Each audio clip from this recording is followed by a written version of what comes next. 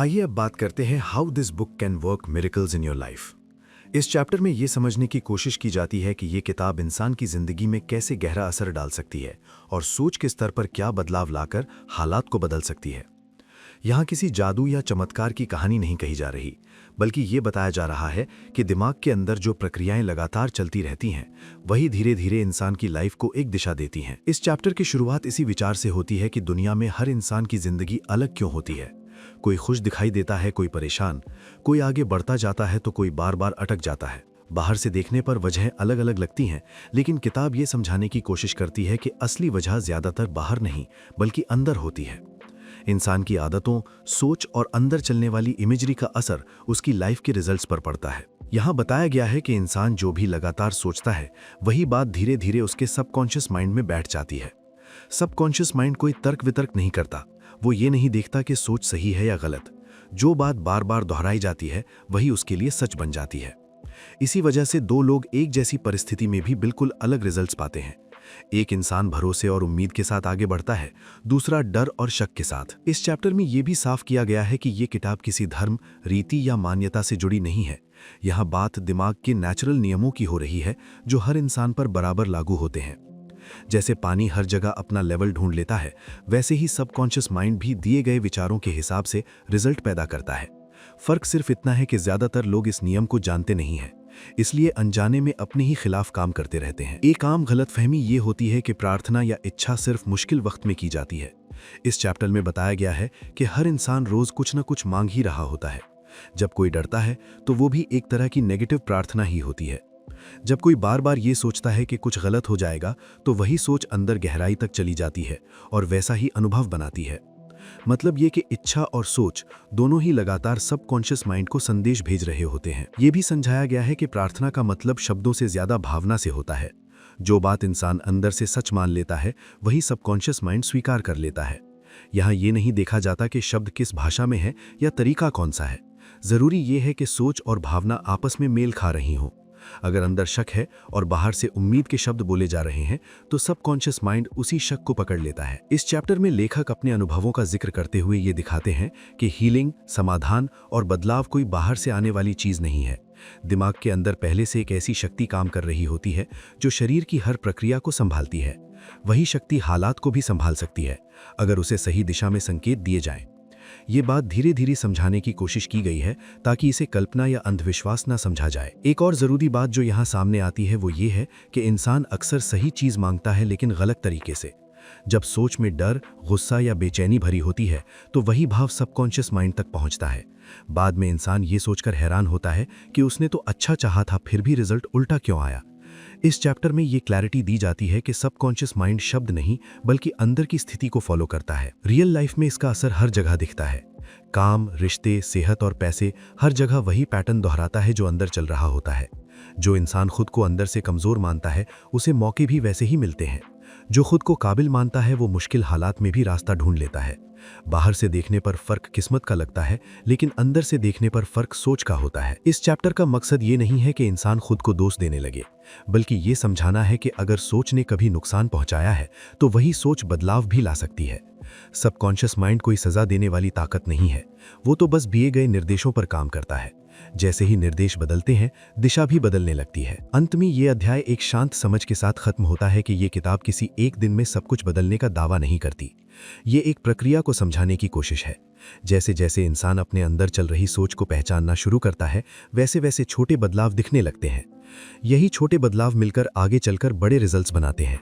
इस चैप्टर का असली संदेश यही है कि जिंदगी के मिरेकल बाहर नहीं बल्कि अंदर से शुरू होते हैं। आइए अब बात करते हैं chapter 1 the treasure house with in you के बारे में।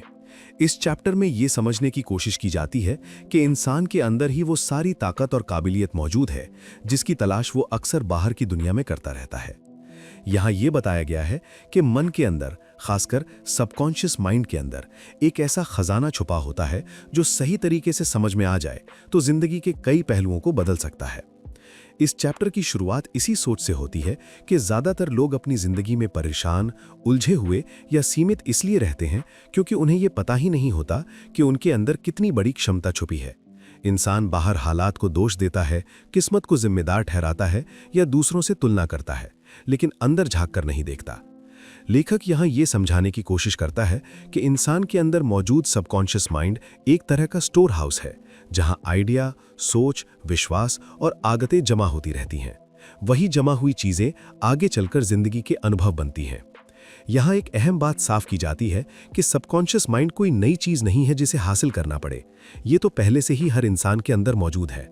फर्क सिर्फ इतना है कि कुछ लोग इसे सही तरह से इस्तेमाल करना सीख जाते हैं और कुछ लोग पूरी जिंदगी इससे अनजान ही रहते हैं। जैसे जमीन में सोना दबा हो, लेकिन अगर किसी को पता ही न हो तो वो जमीन बस मिट्टी ही लगती है। उसी तरह सबकॉन्शियस माइंड भी तब तक बेकार लगता है जब तक इंसान उसकी ताकत को समझ नहीं लेता। इस चैप्टर में यह भी बताया गया है कि कॉन्शियस माइंड और सबकॉन्शियस माइंड कैसे एक दूसरे से जुड़े हुए हैं। कॉन्शियस माइंड वो हिस्सा है जो सोचता है, तर्क करता है और फैसले लेता है। वहीं सबकॉन्शियस माइंड बिना सवाल किए उन बातों को स्वीकार कर लेता है जिन्हें कॉन्शियस माइंड बार बार सोचता या मानता है। अगर कॉन्शियस माइंड में डर, शक और कमी की सोच भरी हो तो वही बातें धीरे धीरे सबकॉन्शियस माइंड में बैठ जाती हैं और जिंदगी में वैसा ही रिजल्ट दिखने लगता है। यहाँ एक आम गलतफहमी को भी साफ किया गया है। बहुत से लोग ये मानते हैं कि सबकॉन्शियस माइंड किसी जादू की तरह तुरंत सब कुछ बदल देगा। लेखक इस सोच को सही नहीं मानता। वो समझाता है कि ये एक नेचुरल प्रक्रिया है, जैसे किसी नियम के तहत चीजें काम करती हैं। जैसे पानी हमेशा अपने लेवल की तरफ जाता है, वैसे ही सबकॉन्शियस माइंड भी उस सोच के अनुसार काम करता है जो उसमें डाली जाती है। इसमें ना अच्छा होता है न बुरा, ये सिर्फ इंसान की सोच के हिसाब से प्रतिक्रिया देता है। इस चैप्टर में यह भी बात सामने आती है कि इंसान की आदतें, उसकी बोलचाल और उसकी रोज की सोच बहुत मायने रखती है। बार बार खुद से ये कहना कि मैं ये नहीं कर सकता या मेरे बस की बात नहीं है, असल में सबकॉन्शियस माइंड को एक आदेश देने जैसा है। सबकॉन्शियस माइंड इन बातों को सच मान लेता है और इंसान को उसी दायरे में बांध देता है। ये बात कई लोगों को समझ में नहीं आती और वे बाहरी कारणों को जिम्मेदार ठहराते रहते हैं। लेखक यहाँ ये भी समझाता है कि सबकॉन्शियस माइंड शरीर और भावनाओं पर भी असर डालता है। शरीर के कई काम अपने आप चलते रहते हैं, जैसे सांस लेना, दिल की धड़कन या पाचन।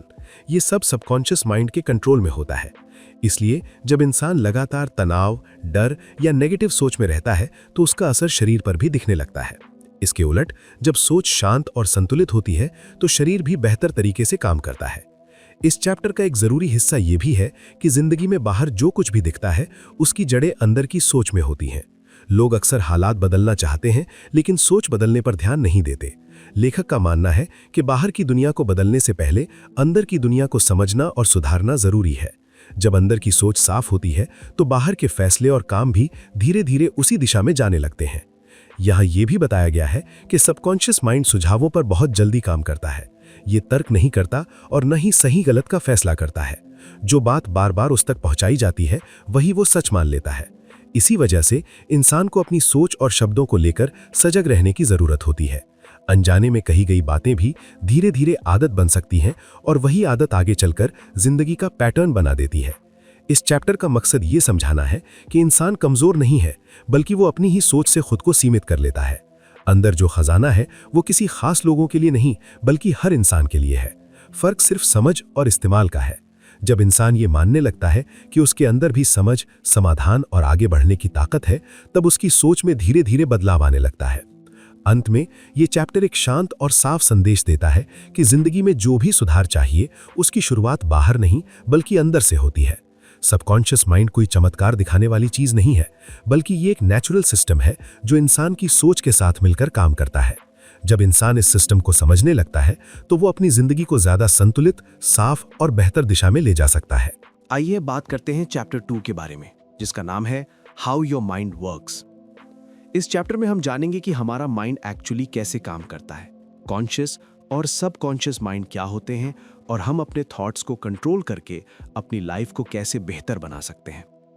सबसे पहले ये समझना जरूरी है कि हमारे पास एक माइंड है, लेकिन उसके 2 लेवल्स होते हैं। पहला लेवल है कॉन्शियस माइंड, जिसे हम रैशनल या रीजनिंग माइंड भी कहते हैं, और दूसरा लेवल है सबकॉन्शियस माइंड, जो इरैशनल या इमोशनल माइंड होता है।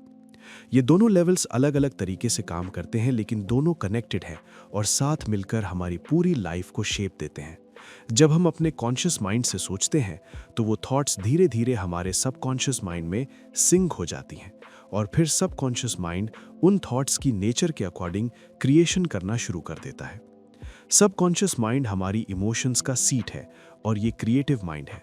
इसका मतलब ये है कि अगर आप अच्छी चीजें सोचते हैं तो अच्छा होगा, और अगर आप बुरी चीजें सोचते हैं तो बुरा होगा। ये बहुत सिंपल प्रिंसिपल है, लेकिन बहुत पावरफुल है। एक बार जब आपका सबकॉन्शियस माइंड किसी आइडिया को एक्सेप्ट कर लेता है तो वो इमीडिएटली उसे एग्जीक्यूट करना शुरू कर देता है। ये लॉ पॉजिटिव और नेगेटिव दोनों आइडियाज के लिए काम करता है। जब ये लॉ नेगेटिव वे में अप्लाई होता है तो फेलियर, फ्रस्ट्रेशन और अनहैप्पीनेस आती है।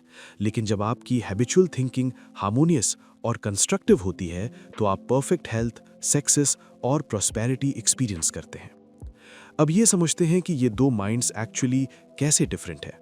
कॉन्शियस माइंड वो माइंड है जो चूज करता है, डिसाइड करता है। जैसे आप अपनी बुक्स चूज करते हैं, अपना घर चूज करते हैं, अपने लाइफ पार्टनर को चूज करते हैं। ये सब डिसीजंस आपका कॉन्शियस माइंड लेता है।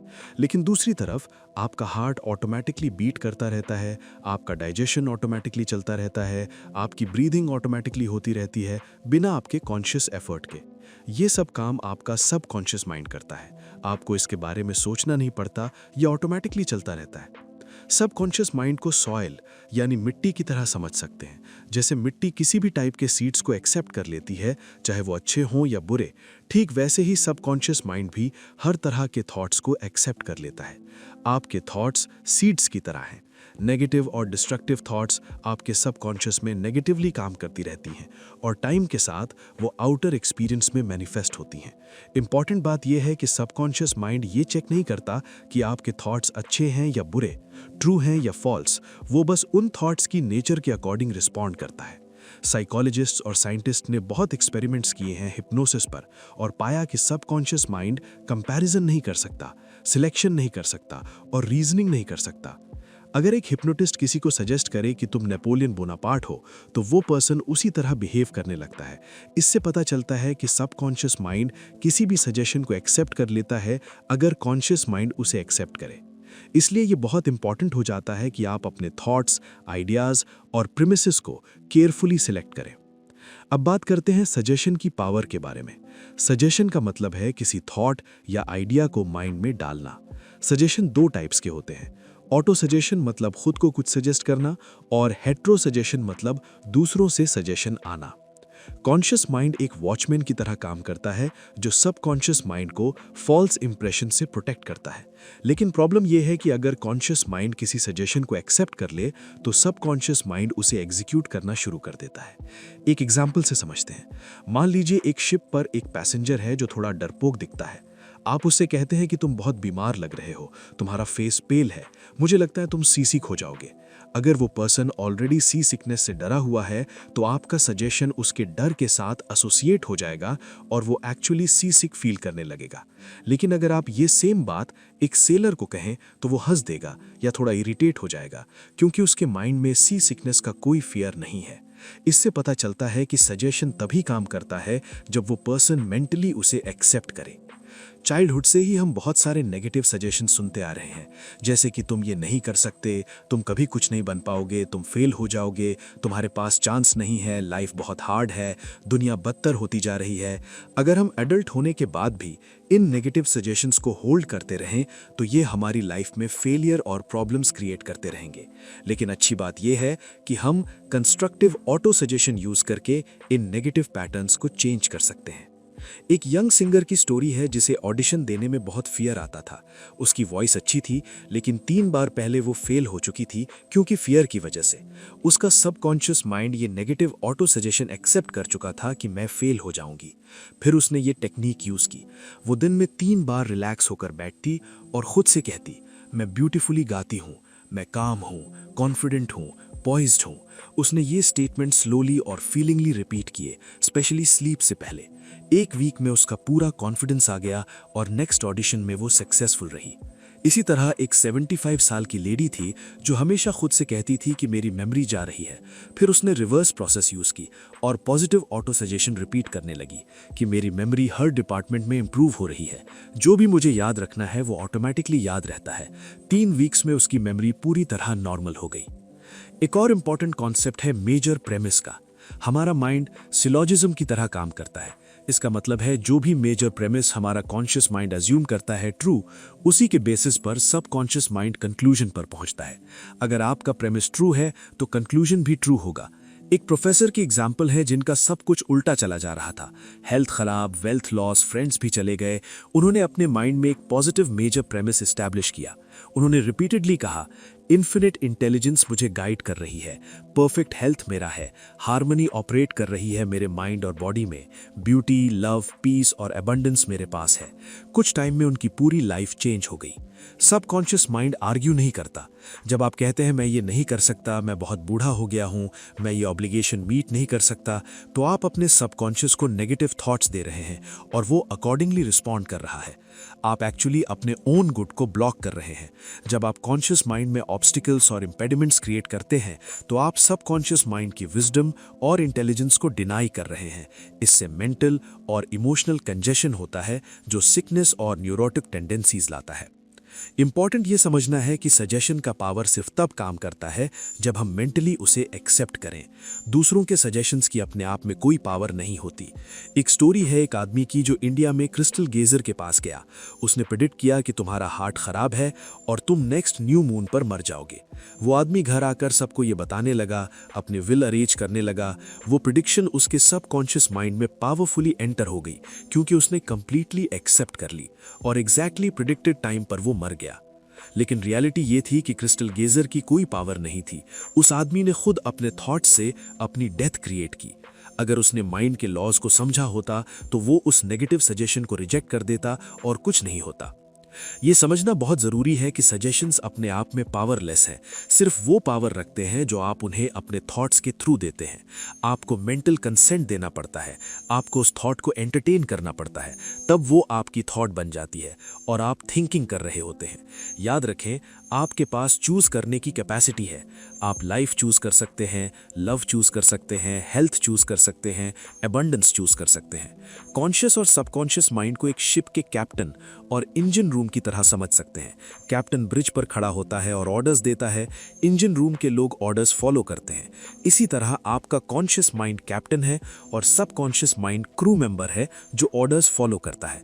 जब आप रिपीटेडली कहते हैं मैं ये अफोर्ड नहीं कर सकता, तो सबकॉन्शियस माइंड आपकी बात मान लेता है और देख लेता है कि आप वो चीज अफोर्ड ना कर पाए। एक यूनिवर्सिटी स्टूडेंट की स्टोरी है जो क्रिसमस पर घर जा रही थी।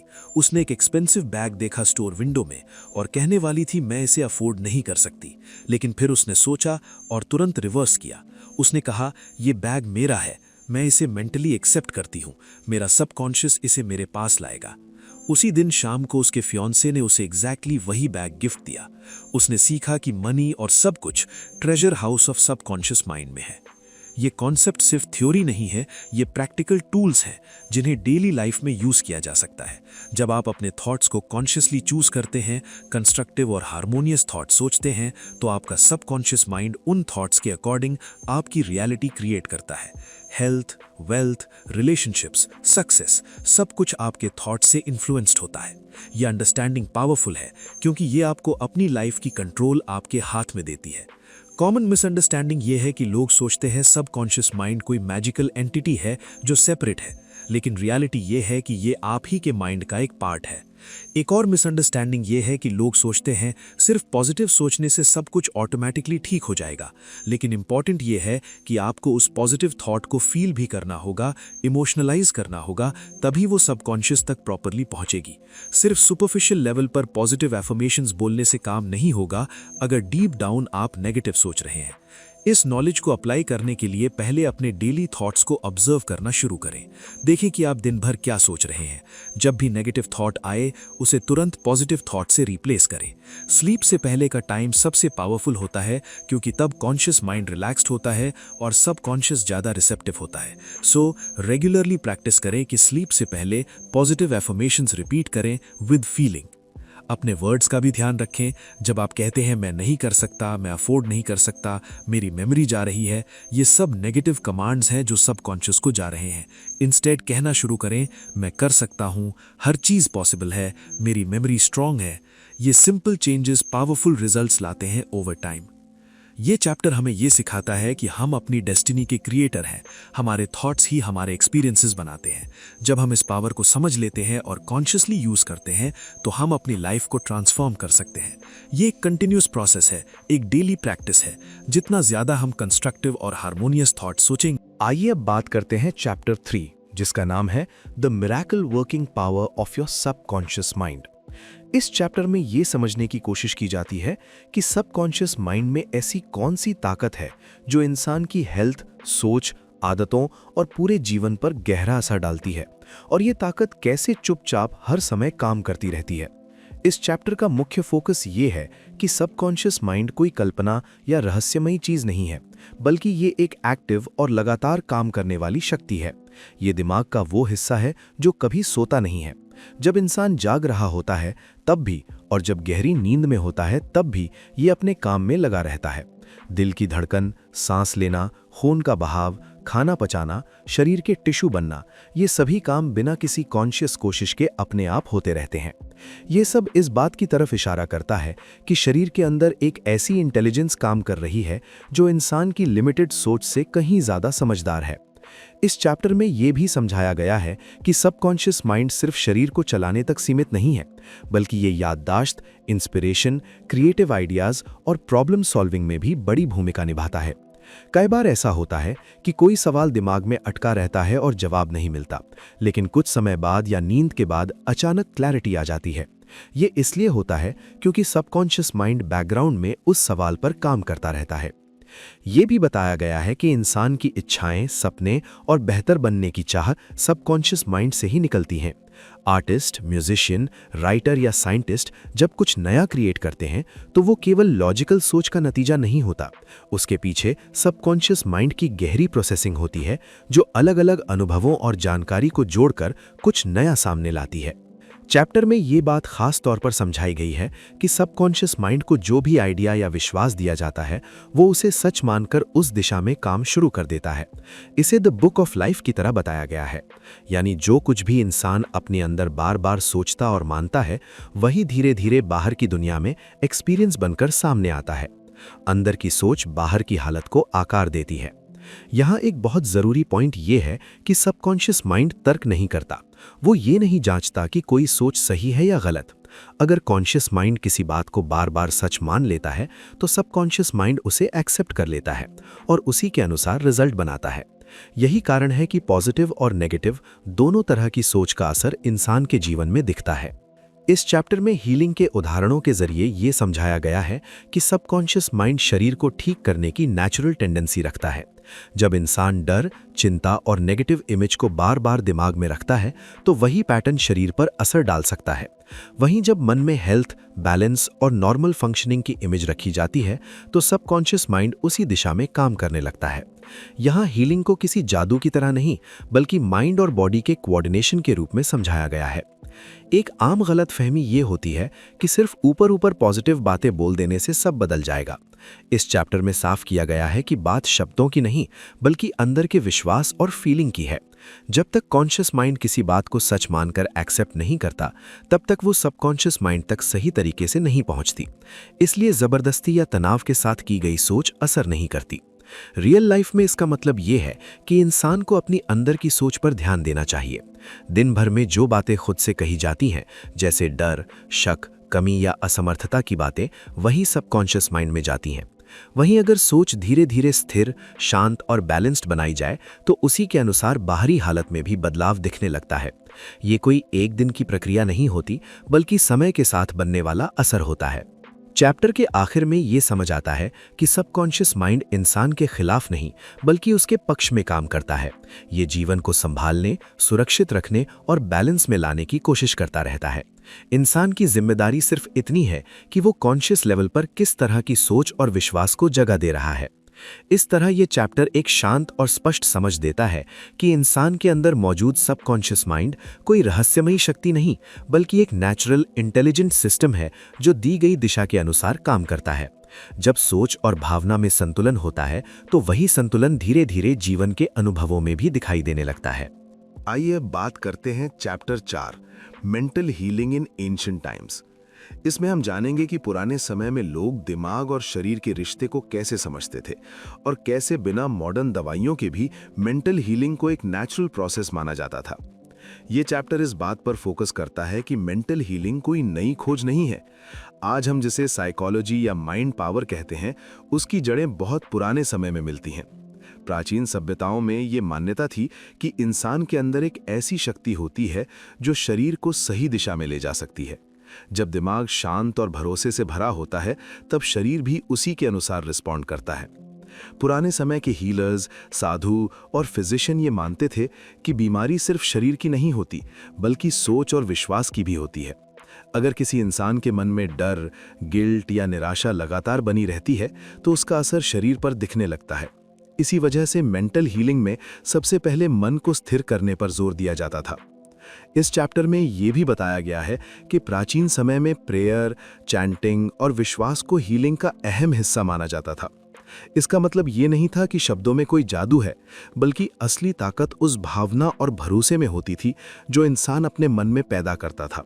जब कोई व्यक्ति पूरे विश्वास के साथ किसी अच्छी स्थिति को स्वीकार कर लेता था तो उसका सबकॉन्शियस माइंड उसी के अनुसार काम करने लगता था। एक आम गलतफहमी ये है कि पुराने लोग अंधविश्वासी थे और साइंटिफिक सोच नहीं रखते थे, लेकिन सच ये है कि उन्होंने माइंड के असर को प्रैक्टिकल तरीके से समझा था। उन्हें ये अनुभव से पता था कि डर और नेगेटिव सोच बीमारी को बढ़ा सकती है और शांति व भरोसा शरीर को मजबूत बना सकता है। आज साइंस भी धीरे धीरे इसी दिशा में रिसर्च कर रही है। चैप्टर ये भी समझाता है कि मेंटल हीलिंग में इंसान को खुद की जिम्मेदारी लेनी होती थी। हीलर सिर्फ दिशा दिखाता था, लेकिन असली काम उस व्यक्ति के मन में होता था। अगर कोई अंदर से ही ये मान ले कि वो ठीक हो सकता है तो उसका सबकॉन्शियस माइंड शरीर की नेचुरल हीलिंग प्रोसेस को सपोर्ट करने लगता था। रियल लाइफ में इसका मतलब ये है कि इंसान का अंदरूनी विश्वास बहुत मायने रखता है। अगर कोई लगातार ये सोचता रहे कि बीमारी ठीक नहीं हो सकती तो दिमाग उसी दिशा में सिग्नल भेजता रहता है। वहीं अगर सोच शांत और पॉजिटिव हो तो शरीर को रिकवरी के लिए बेहतर कंडीशन मिलती है। पुराने समय में लोग इसे भगवान, नेचर या यूनिवर्स की शक्ति कहते थे, लेकिन असल में वो इंसान के अंदर काम करने वाला सबकॉन्शियस सिस्टम ही था। ये भी ज़रूरी है समझना कि मेंटल हीलिंग का मतलब ये नहीं कि फिजिकल ट्रीटमेंट की ज़रूरत नहीं होती। प्राचीन समय में भी जड़ी बूटियाँ, आराम और सही लाइफस्टाइल का इस्तेमाल किया जाता था, लेकिन इन सब के साथ मन की स्थिति को सबसे ऊपर रखा जाता था, क्योंकि माना जाता था कि बिना सही मानसिक स्थिति के कोई भी इलाज पूरा असर नहीं दिखा सकता। इस चैप्टर का एक और अहम पॉइंट ये है कि सबकॉन्शियस माइंड लॉजिक से नहीं बल्कि विश्वास से काम करता है। पुराने समय में लोग इसी वजह से सिंपल और दोहराई जाने वाली प्रार्थनाओं का इस्तेमाल करते थे। बार बार एक ही विचार को मन में बैठाने से वो धीरे धीरे सबकॉन्शियस का हिस्सा बन जाता था। अंत में ये चैप्टर एक शांत समझ देता है कि मेंटल हीलिंग कोई चमत्कार नहीं बल्कि एक नेचुरल प्रोसेस है। जब इंसान अपने मन को डर से निकालकर भरोसे और शांति की तरफ ले जाता है तो शरीर को भी संतुलन में आने का मौका मिलता है। पुराने समय के लोग शायद शब्द अलग इस्तेमाल करते थे, लेकिन उनका अनुभव आज भी उतना ही रिलेटेबल और काम का है। आइए अब बात करते हैं chapter 5 mental healings in modern times की। इस चैप्टर में ये समझने की कोशिश की जाती है कि आज के समय में दिमाग और शरीर के रिश्ते को कैसे देखा जाता है और किस तरह सोच और विश्वास का असर हेल्थ पर पड़ता है। ये चैप्टर इस बात पर फोकस करता है कि मॉडर्न टाइम्स में मेंटल हीलिंग कोई रहस्यमय या जादुई चीज नहीं मानी जाती, बल्कि इसे दिमाग की एक नेचुरल प्रक्रिया के रूप में समझा जाता है। यहाँ ये बताया जाता है कि जब इंसान अपने अंदर चल रहे डर, तनाव, अपराध बोध या नेगेटिव सोच को लगातार दोहराता रहता है तो उसका असर धीरे धीरे शरीर पर दिखने लगता है। आज के समय में डॉक्टर और साइकोलॉजिस्ट भी ये मानते हैं कि लंबे समय तक बना हुआ मानसिक दबाव कई शारीरिक बीमारियों की जड़ बन सकता है। इस चैप्टर का एक मुख्य आइडिया ये है कि सबकॉन्शियस माइंड सिर्फ सुनता नहीं है, बल्कि वही चीज मान लेता है जिसे बार बार महसूस किया जाए। अगर किसी इंसान को अंदर ही अंदर ये विश्वास बैठा दिया जाए कि वो कमजोर है, बीमार है या ठीक नहीं हो सकता, तो सबकॉन्शियस उसी दिशा में काम करने लगता है। इसके उलट अगर दिमाग में शांति, सेफ्टी और हीलिंग की भावना बार बार डाली जाए तो शरीर की नेचुरल हीलिंग प्रोसेस को सपोर्ट मिलता है। यहाँ ये भी साफ किया जाता है कि मेंटल हीलिंग का मतलब ये नहीं है कि दवाइयों या मेडिकल साइंस को नकार दिया जाए। मॉडर्न हीलिंग का कॉन्सेप्ट ये कहता है कि मेडिकल ट्रीटमेंट और सही मेंटल स्टेट साथ मिलकर ज़्यादा बेहतर रिजल्ट दे सकते हैं। जब दिमाग डर और घबराहट में रहता है तो शरीर की रिकवरी स्लो हो जाती है, लेकिन जब दिमाग रिलैक्स और भरोसे में होता है तो शरीर अपने काम को बेहतर तरीके से कर पाता है। एक आम गलतफहमी ये होती है कि सिर्फ पॉजिटिव शब्द बोलने से सब ठीक हो जाएगा। ये चैप्टर बताता है कि सिर्फ शब्द नहीं, बल्कि अंदर की भावना ज़्यादा ज़रूरी होती है। अगर बाहर से कुछ कहा जा रहा है लेकिन अंदर डर या शक बना हुआ है, तो सबकॉन्शियस उस डर को ही ज़्यादा पकड़ता है। इसलिए मेंटल हीलिंग में धीरे धीरे सोच को बदलना और अंदर से सेफ महसूस करना ज़्यादा अहम माना जाता है। रियल लाइफ में इसका मतलब यह है कि जब कोई इंसान लगातार अपनी बीमारी, परेशानी या कमजोरी के बारे में ही सोचता रहता है, तो वो अनजाने में उसी हालत को मजबूत करता रहता है। वहीं जो लोग धीरे धीरे अपने दिमाग को रिलैक्स करना सीखते हैं, अपनी बॉडी पर भरोसा करना सीखते हैं, उनके लिए हीलिंग का रास्ता आसान हो जाता है। ये कोई ओवरनाइट प्रक्रिया नहीं होती, बल्कि एक स्टेडी और शांत बदलाव होता है। इस चैप्टर का कुल मिलाकर यही मैसेज है कि मॉडर्न टाइम्स में मेंटल हीलिंग को समझदारी और बैलेंस के साथ देखना चाहिए। दिमाग और शरीर अलग नहीं है, दोनों लगातार एक दूसरे पर असर डालते रहते हैं। जब सोच शांत, क्लियर और भरोसे से भरी होती है, तो शरीर को भी अपना काम करने में आसानी होती है। यही समझ धीरे धीरे इंसान को बेहतर हेल्थ और ज्यादा बैलेंस लाइफ की तरफ ले जाती है। आइए अब बात करते हैं chapter 6, practical techniques in mental healings की। इस चैप्टर में ये समझाया गया है कि मेंटल हीलिंग सिर्फ थ्योरी नहीं है, बल्कि कुछ सिंपल और प्रैक्टिकल तरीकों से इसे रोजमर्रा की लाइफ में इस्तेमाल किया जा सकता है। इसमें फोकस इस बात पर है कि सबकॉन्शियस माइंड को सही तरीके से कैसे दिशा दी जाए ताकि हीलिंग नेचुरल तरीके से हो सके। ये चैप्टर सबसे पहले ये क्लियर करता है कि हीलिंग के लिए किसी मुश्किल प्रोसेस की ज़रूरत नहीं होती।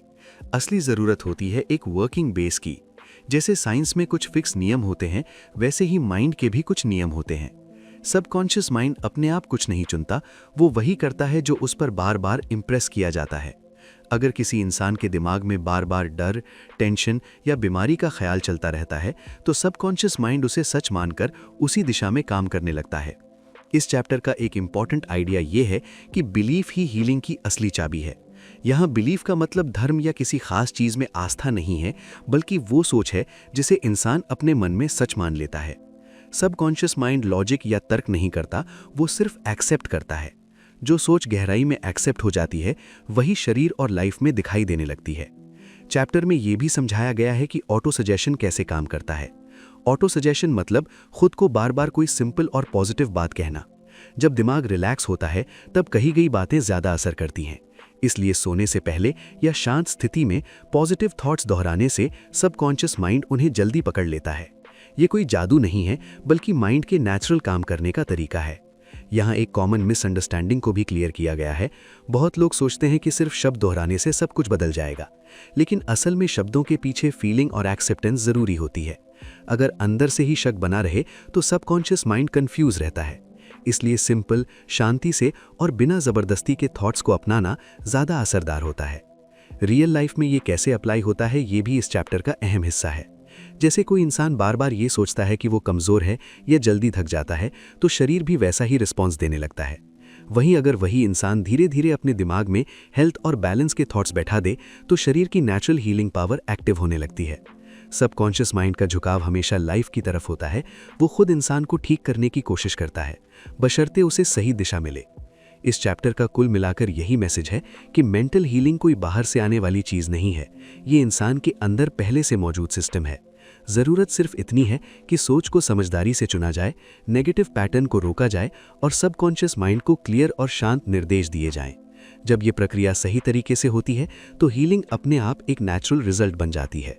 आइए अब बात करते हैं चैप्टर 7 की, जिसका नाम है the tendency of subconscious in life word.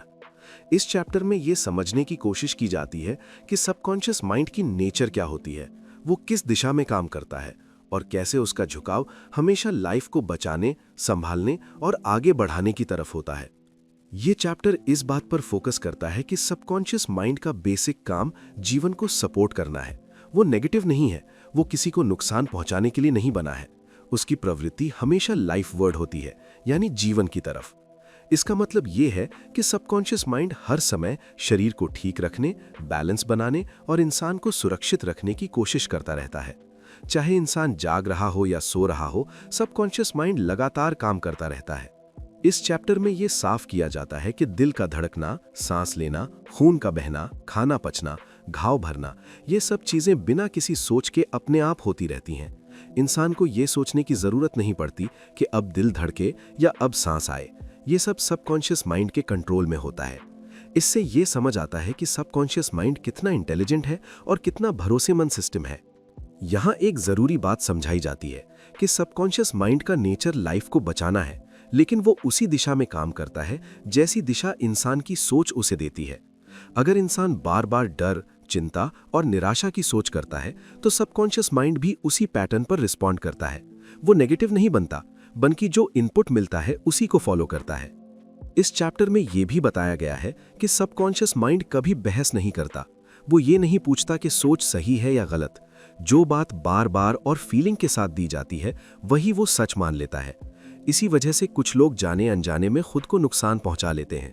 जैसे कोई इंसान लगातार ये सोचता रहे कि वो बीमार है, कमजोर है या कुछ ठीक नहीं हो सकता, तो सबकॉन्शियस माइंड उस सोच को लाइफ में उतारने लगता है। यहाँ एक आम गलतफहमी को भी क्लियर किया गया है। बहुत लोग मानते हैं कि सबकॉन्शियस माइंड कोई मैजिक टूल है जो अपने आप सब कुछ ठीक कर देगा, चाहे सोच कैसी भी हो।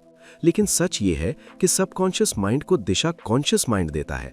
अगर दिशा साफ नहीं है तो रिजल्ट भी कंफ्यूज हो जाते हैं। चैप्टर में यह भी समझाया गया है कि जब इंसान किसी प्रॉब्लम का हल ढूंढ रहा होता है और अंदर ही अंदर ये मान लेता है कि कोई रास्ता नहीं है, तो वो अपने ही सबकॉन्शियस माइंड को ब्लॉक कर देता है। सबकॉन्शियस माइंड के पास जवाब होता है, लेकिन वो तभी सामने आता है जब इंसान अंदर से ये मानता है कि समाधान मौजूद है। ये भी बताया गया है कि जरूरत से ज्यादा कोशिश, टेंशन और जबरदस्ती सोचने से जवाब नहीं मिलता। कई बार जब इंसान रिलैक्स करता है, दिमाग को थोड़ा शांत करता है, तब समाधान अपने आप सामने आ जाता है। ऐसा इसलिए होता है क्योंकि उस समय कॉन्शियस माइंड का शोर कम हो जाता है और सबकॉन्शियस माइंड को काम करने की जगह मिलती है। इस चैप्टर का एक अहम पॉइंट ये है कि सबकॉन्शियस माइंड इंसान की भलाई चाहता है। अगर कभी शरीर में कोई दिक्कत आती है तो उसका मकसद नुकसान पहुंचाना नहीं होता, बल्कि किसी अंदरूनी इम्बैलेंस की तरफ ध्यान दिलाना होता है। शरीर और मन एक दूसरे से जुड़े हुए हैं और सबकॉन्शियस माइंड इस कनेक्शन को लगातार मैनेज करता रहता है। यहाँ ये भी साफ किया गया है कि डर, गुस्सा, जलन और लगातार चिंता जैसी सोच शरीर में तनाव पैदा करती है। ये तनाव धीरे धीरे फिजिकल प्रॉब्लम्स का रूप ले सकता है। ये कोई सजा नहीं है, बल्कि एक सिग्नल है कि अंदर की सोच को बदलने की जरूरत है। इस चैप्टर में यह भी बताया गया है कि सबकॉन्शियस माइंड आदतों का घर होता है। जो सोच रोज रोज दोहराई जाती है वही आदत बन जाती है। अच्छी बात यह है कि जैसे नेगेटिव आदतें बनती हैं, वैसे ही पॉजिटिव आदतें भी बनाई जा सकती हैं। फर्क सिर्फ इतना है कि सोच को बदलने में थोड़ा समय और धैर्य लगता है। एक और गलतफहमी जो यहाँ दूर की जाती है वो ये है कि बदलाव बहुत मुश्किल होता है। असल में सबकॉन्शियस माइंड बदलाव को रिजेक्ट नहीं करता, वो बस वही करता है जो उसे लगातार सिखाया जाता है। अगर इंसान आज से अलग तरह की सोच को फीलिंग के साथ अपनाना शुरू करे तो धीरे धीरे वही नई रियलिटी बन जाती है। रियल लाइफ में इसका मतलब ये है कि इंसान को अपनी रोज की सोच पर ध्यान देना चाहिए। छोटी छोटी बातें जो बार बार दिमाग में चलती हैं वही आगे चलकर बड़े रिजल्ट्स बनाती हैं। ये जरूरी नहीं कि हर समय पॉजिटिव ही सोचा जाए, लेकिन ये समझना जरूरी है कि कौन सी सोच बार बार रिपीट हो रही है। चैप्टर ये भी बताता है कि जब इंसान किसी सवाल का जवाब ढूंढ रहा हो तो उसे अंदर से ये भरोसा रखना चाहिए कि जवाब मौजूद है। यही भरोसा सबकॉन्शियस माइंड को एक्टिव करता है। जब इंसान ये मान लेता है कि उसे सही समय पर सही आइडिया मिलेगा तो दिमाग उसी दिशा में काम करने लगता है। अंत में ये चैप्टर एक शांत समझ के साथ खत्म होता है कि सबकॉन्शियस माइंड इंसान का दुश्मन नहीं, बल्कि उसका सबसे बड़ा सपोर्ट सिस्टम है। वो हर समय जीवन को बेहतर बनाने की कोशिश करता है। जरूरत सिर्फ इतनी है कि इंसान अपनी सोच को थोड़ा समझदारी से चुने और उसे सही दिशा दे। जब ये समझ आ जाती है कि सबकॉन्शियस माइंड की प्रवृत्ति लाइफ वर्ड है, तब डर कम हो जाता है और भरोसा बढ़ता है। इंसान ये महसूस करने लगता है कि अंदर कोई ऐसा सिस्टम है जो लगातार उसके साथ काम कर रहा है, उसे संभाल रहा है और आगे बढ़ने में मदद कर रहा है। यही इस चैप्टर का असली मैसेज है। आइए अब बात करते हैं चैप्टर 8, जिसका नाम है how to get the results you want. इस चैप्टर में यह समझाया गया है कि मन की ताकत को सही दिशा में कैसे लगाया जाए, ताकि जो चाहा गया है वो केवल सोच तक सीमित न रहे, बल्कि असल जिंदगी में उसके नतीजे भी दिखें। यहाँ फोकस इस बात पर है कि सोच, भरोसा और अंदर की भावना मिलकर कैसे काम करती हैं। इस चैप्टर की शुरुआत इस समझ से होती है कि सिर्फ इच्छा करना काफी नहीं होता। बहुत लोग चाहते तो बहुत कुछ हैं, लेकिन उन्हें वही नहीं मिलता जो वे चाहते हैं। इसका कारण ये नहीं है कि उनके अंदर काबिलियत नहीं है, बल्कि कारण ये होता है कि उनकी सोच साफ और स्थिर नहीं होती। मन के एक हिस्से में इच्छा होती है, लेकिन दूसरे हिस्से में शक, डर या उल्टी उम्मीद चल रही होती है। यही टकराव नतीजों को रोक देता है। यहां बताया गया है कि सबकॉन्शियस माइंड यानी अवचेतन मन तर्क नहीं करता। वो ये नहीं देखता कि सोच सही है या गलत। वो बस वही स्वीकार करता है जो बार बार और भावना के साथ दिया जाता है। अगर मन में बार बार ये चल रहा है कि ये मुश्किल है या मेरे बस का नहीं, तो अवचेतन मन उसे सच मान लेता है और वैसा ही अनुभव बाहर दिखाई देने लगता है। इस चैप्टर में एक बहुत ज़रूरी बात ये समझाई गई है कि नेगेटिव स्टेटमेंट को पूरा नहीं करना चाहिए। जैसे ही मन में आता है कि मैं ये अफोर्ड नहीं कर सकता, वहीं रुक जाना चाहिए, क्योंकि जैसे ही ये बात पूरी होती है, अवचेतन मन उसे आदेश मान लेता है। यहाँ ये सिखाया गया है कि सोच को तुरंत दूसरी दिशा में मोड़ देना चाहिए, ताकि मन में कमी की जगह संभावना की भावना बैठे। ये भी समझाया गया है कि मन एक तरह से आदेश लेने वाला सिस्टम है। जो आदेश बार बार दिया जाता है, वही धीरे धीरे सच बनता है। इसलिए अगर इंसान बार बार अपने बारे में, अपनी हालत के बारे में या अपने भविष्य के बारे में सीमित वादे करता है, तो वही सीमाएं उसकी जिंदगी में मजबूत होती चली जाती हैं। इस चैप्टर में बिलीफ यानी भरोसे की भूमिका पर भी गहराई से बात की गई है। नतीजे किसी खास चीज पर भरोसा करने से नहीं आते, बल्कि इस बात से आते हैं कि मन किसी बात को कितना सच मान चुका होता है। अलग अलग लोग अलग अलग रास्तों से एक जैसे नतीजे पा लेते हैं, क्योंकि असल ताकत उस विश्वास में होती है जो मन के अंदर बैठ चुका होता है। यहां यह भी साफ किया गया है कि अवचेतन मन भावना से जल्दी प्रभावित होता है। सूखी सोच या जबरदस्ती दोहराए गए शब्द उतना असर नहीं करते जितना शांत और भरोसे से भरी सोच करती है। जब मन किसी बात को शांति के साथ स्वीकार करता है, तब अवचेतन मन उस दिशा में काम शुरू करता है। एक आम गलतफहमी ये होती है कि लोग सोचते हैं कि बस बार बार कुछ बोल देने से सब बदल जाएगा। लेकिन इस चैप्टर में ये समझाया गया है कि अगर अंदर डर, घबराहट या जल्दबाजी चल रही है, तो वही असली संदेश अवचेतन मन तक जाता है। इसलिए जरूरी है कि सोच के साथ भावना भी मेल खाए। इस चैप्टर में यह भी बताया गया है कि अवचेतन मन 24 घंटे काम करता रहता है। वो इंसान की आदतों, बोलने के तरीके और रोज की सोच से दिशा लेता है। इसलिए जो व्यक्ति दिन भर अपने शब्दों और विचारों पर ध्यान नहीं देता, वो अनजाने में अपने ही खिलाफ आदेश देता रहता है। असल जिंदगी में इसका मतलब ये है कि इंसान को अपनी सोच को धीरे धीरे ट्रेन करना होता है। एकदम से सब बदलने की जरूरत नहीं होती, लेकिन ये जरूरी होता है कि मन में जो भी डाला जा रहा है वो साफ और एक दिशा में हो। छोटे छोटे बदलाव लंबे समय में बड़े नतीजे लाते हैं। ये चैप्टर ये भी समझाता है कि जब कोई फैसला मन में पूरी तरह बैठ जाता है, तब रास्ते अपने आप खुलने लगते हैं। इंसान को पहले से ये जानना जरूरी नहीं होता कि सब कैसे होगा। अवचेतन मन अपने तरीके से परिस्थितियों, मौकों और सही समय को जोड़ देता है। अंत में ये चैप्टर इस समझ के साथ खत्म होता है कि जो भी नतीजे जिंदगी में दिखते हैं, वे अचानक नहीं आते। वे अंदर की सोच, आदत और भरोसे का जमा हुआ रूप होते हैं। जब सोच साफ होती है, शब्द संभले होते हैं और भावना शांत होती है, तब मन वही नतीजे बाहर लाने लगता है जो अंदर स्वीकार किए जा चुके होते हैं। यही इस चैप्टर का मूल संदेश है कि सही नतीजे पाने के लिए सबसे पहले अंदर की दिशा सही करनी होती है। आइए अब बात करते हैं chapter 9, how to use the power of your subconscious for wealth. इस चैप्टर में ये समझने की कोशिश की जाती है कि पैसा, समृद्धि और वेल्थ को लेकर सबकॉन्शियस माइंड कैसे काम करता है और क्यों कई बार मेहनत करने के बाद भी इंसान को वैसा रिजल्ट नहीं मिलता जैसा वो चाहता है। यहाँ फोकस इस बात पर है कि वेल्थ सिर्फ बाहर की दुनिया का खेल नहीं है, बल्कि अंदर चल रही सोच और मान्यताओं का सीधा रिजल्ट होती है। इस चैप्टर की शुरुआत इस आइडिया से होती है कि वेल्थ कोई एक्सीडेंट नहीं होती।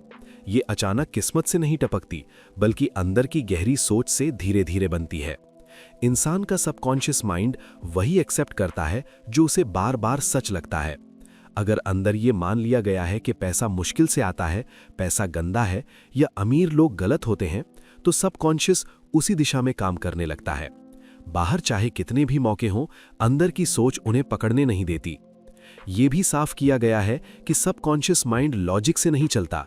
वो ये नहीं देखता कि कौन सी सोच सही है या गलत। जो बात बार बार फीलिंग के साथ दोहराई जाती है, वही उसके लिए सच्चाई बन जाती है। इसलिए अगर कोई इंसान दिन भर मेहनत करता है लेकिन अंदर ही अंदर ये सोच रखता है कि पैसा कभी टिकता नहीं या मेरे लिए वेल्थ नहीं है, तो सबकॉन्शियस उसी सोच के हिसाब से हालात क्रिएट करता है। ये चैप्टर वेल्थ को सिर्फ पैसे तक सीमित नहीं रखता। यहाँ वेल्थ का मतलब है पर्याप्तता, सिक्योरिटी और ये फीलिंग कि ज़रूरतें आराम से पूरी हो सकती हैं। सबकॉन्शियस माइंड जब इस आइडिया को एक्सेप्ट कर लेता है कि जीवन में पर्याप्त है और आगे भी मिलेगा, तब इंसान के फैसले, उसकी आदतें और उसके मौके अपने आप बदलने लगते हैं। एक अहम बात ये बताई गई है कि बहुत से लोग बाहर से अमीरी चाहते हैं लेकिन अंदर से गरीबी की सोच रखते हैं। बाहर से वे कहते हैं कि उन्हें पैसा चाहिए, लेकिन अंदर डर बैठा होता है कि ज़्यादा पैसा आया तो संभाल नहीं पाएंगे, लोग जलेंगे या कुछ गलत हो जाएगा। ये अंदरूनी डर सबकॉन्शियस माइंड में बैठा रहता है और वही वेल्थ के रास्ते में रुकावट बनता है। इस चैप्टर में ये भी समझाया गया है कि पैसा अपने आप में ना अच्छा है ना बुरा, वो सिर्फ एक टूल है। लेकिन अगर बचपन से ये सिखाया गया हो कि पैसा बुराई की जड़ है या अमीर होना गलत है, तो वही सोच सबकॉन्शियस में गहरी बैठ जाती है।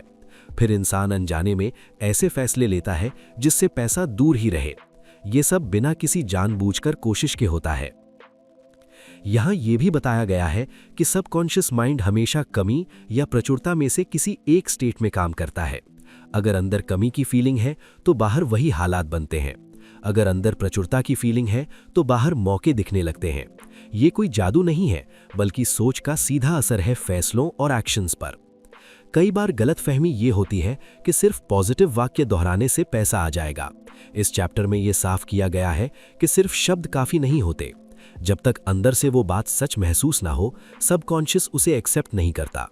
इसलिए जब कोई नई सोच डाली जाती है तो शुरू में वो अजीब लग सकती है, लेकिन धीरे धीरे रेपिटेशन और शांति के साथ वो सोच अंदर बैठने लगती है। ये भी समझाया गया है कि वेल्थ को लेकर जलन, गुस्सा या दूसरों की सफलता से परेशानी भी सबकॉन्शियस ब्लॉक्स की निशानी है। जब किसी और की तरक्की देखकर अंदर जलन आती है तो सबकॉन्शियस ये मैसेज लेता है कि वेल्थ सीमित है, और जब ये माना जाता है कि वेल्थ सीमित है तो खुद के लिए भी दरवाजे बंद हो जाते हैं। रियल लाइफ में इसका असर साफ दिखता है।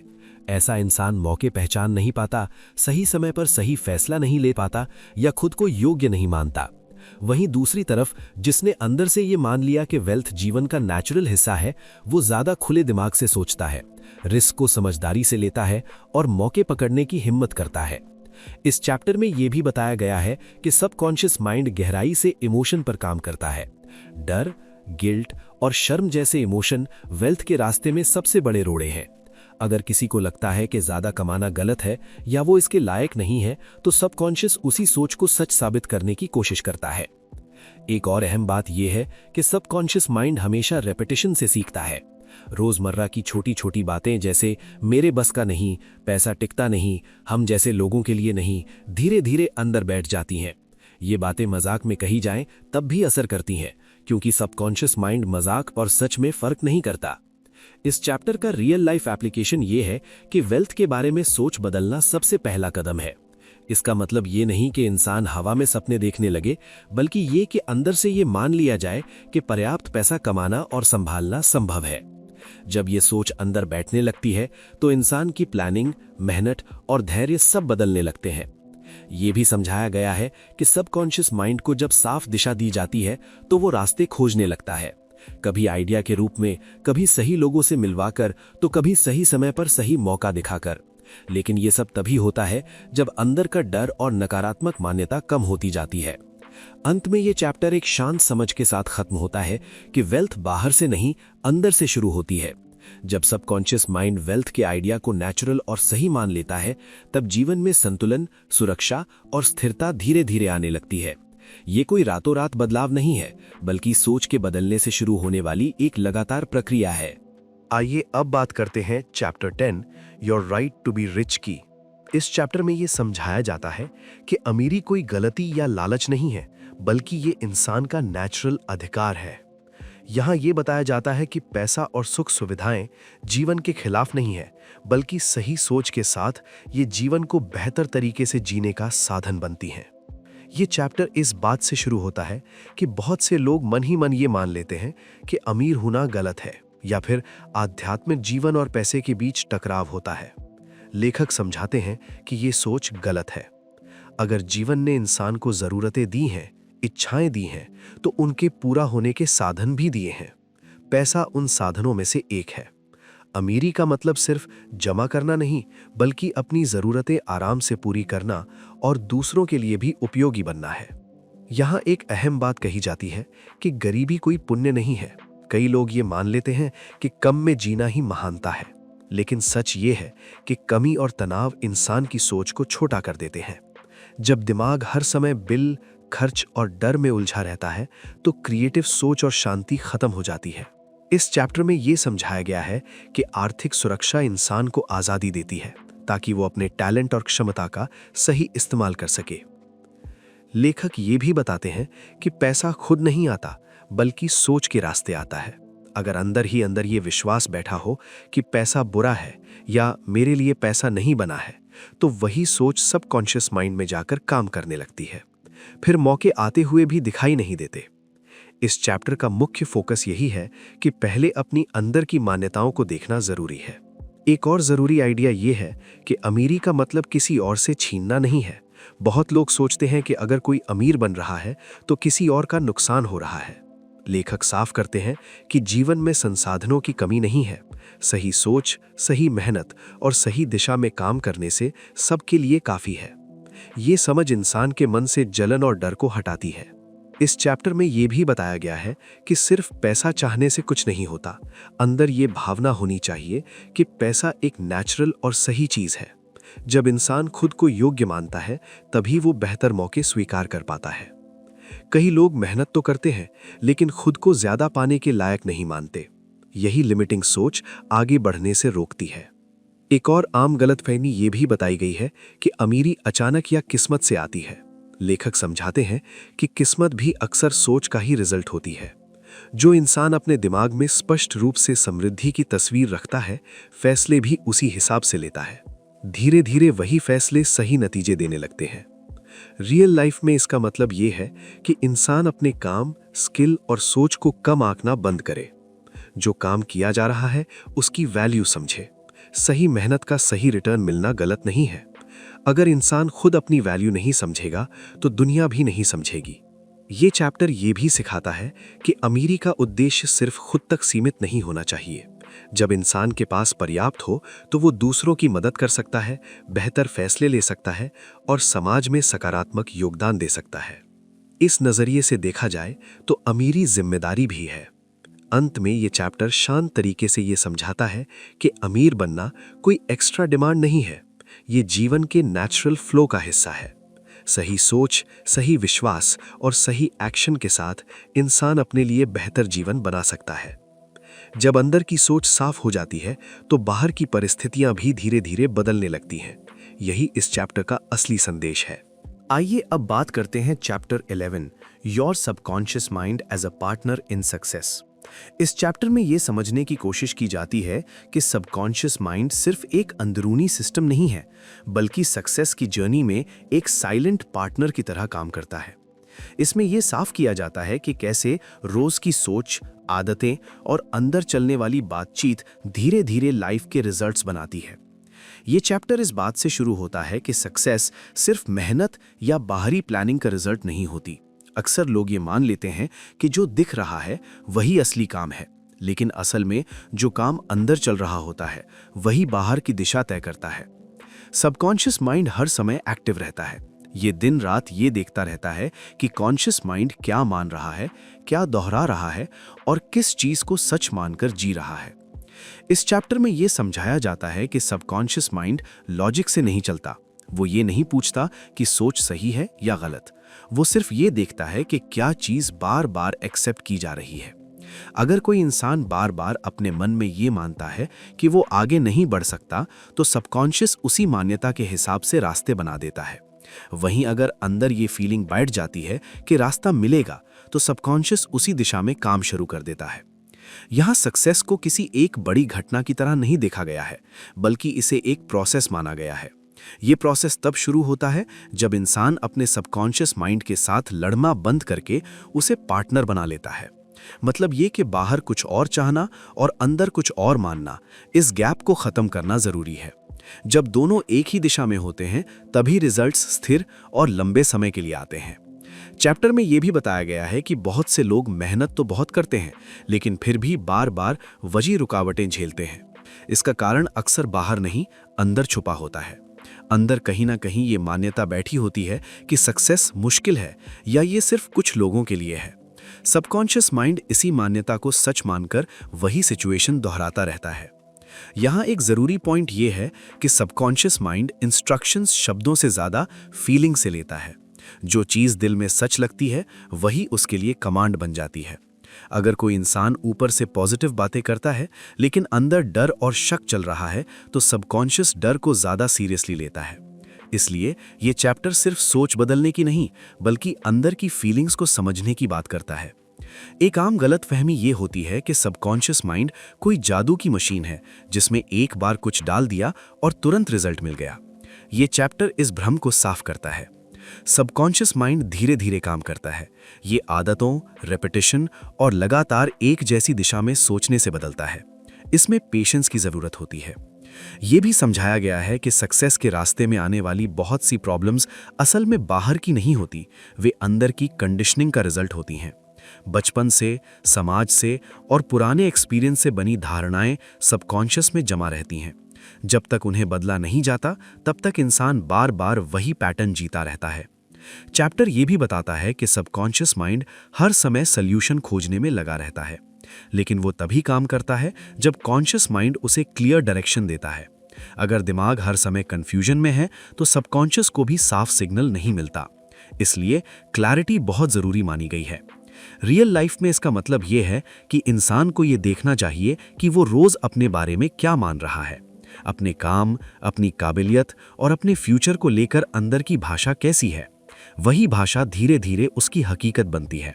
सबकॉन्शियस माइंड उसी भाषा में काम करता है। एक और ज़रूरी बात यह है कि सबकॉन्शियस माइंड नेचर के खिलाफ नहीं जाता। वो उसी दिशा में मदद करता है जो इंसान ने खुद चुनी होती है। अगर अंदर लगातार नेगेटिव एक्सपेक्टेशन चल रही है तो वही बाहर दिखाई देती है। अगर अंदर बैलेंस और भरोसे की फीलिंग है तो बाहर मौके और रास्ते खुलने लगते हैं। ये चैप्टर ये भी समझाता है कि सक्सेस सिर्फ पैसे या पोजीशन का नाम नहीं है। सक्सेस का मतलब है अंदर और बाहर के बीच तालमेल। जब इंसान अंदर से शांत होता है और बाहर के एक्शंस उसी शांति से निकलते हैं तब लाइफ ज़्यादा स्टेबल और क्लियर बनती है। अंत में ये चैप्टर एक शांत सी बात पर ख़त्म होता है।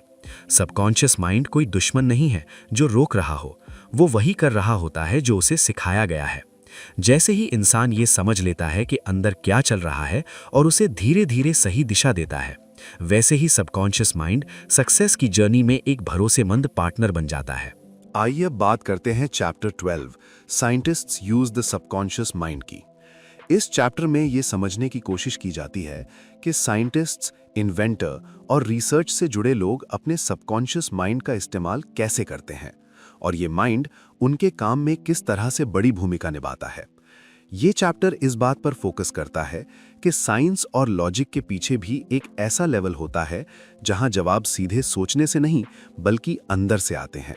कई बार साइंटिस्ट्स किसी प्रॉब्लम पर बहुत मेहनत करते हैं, सारे फैक्ट्स देखते हैं, सारे डेटा को समझते हैं, लेकिन सॉल्यूशन उस समय नहीं मिलता।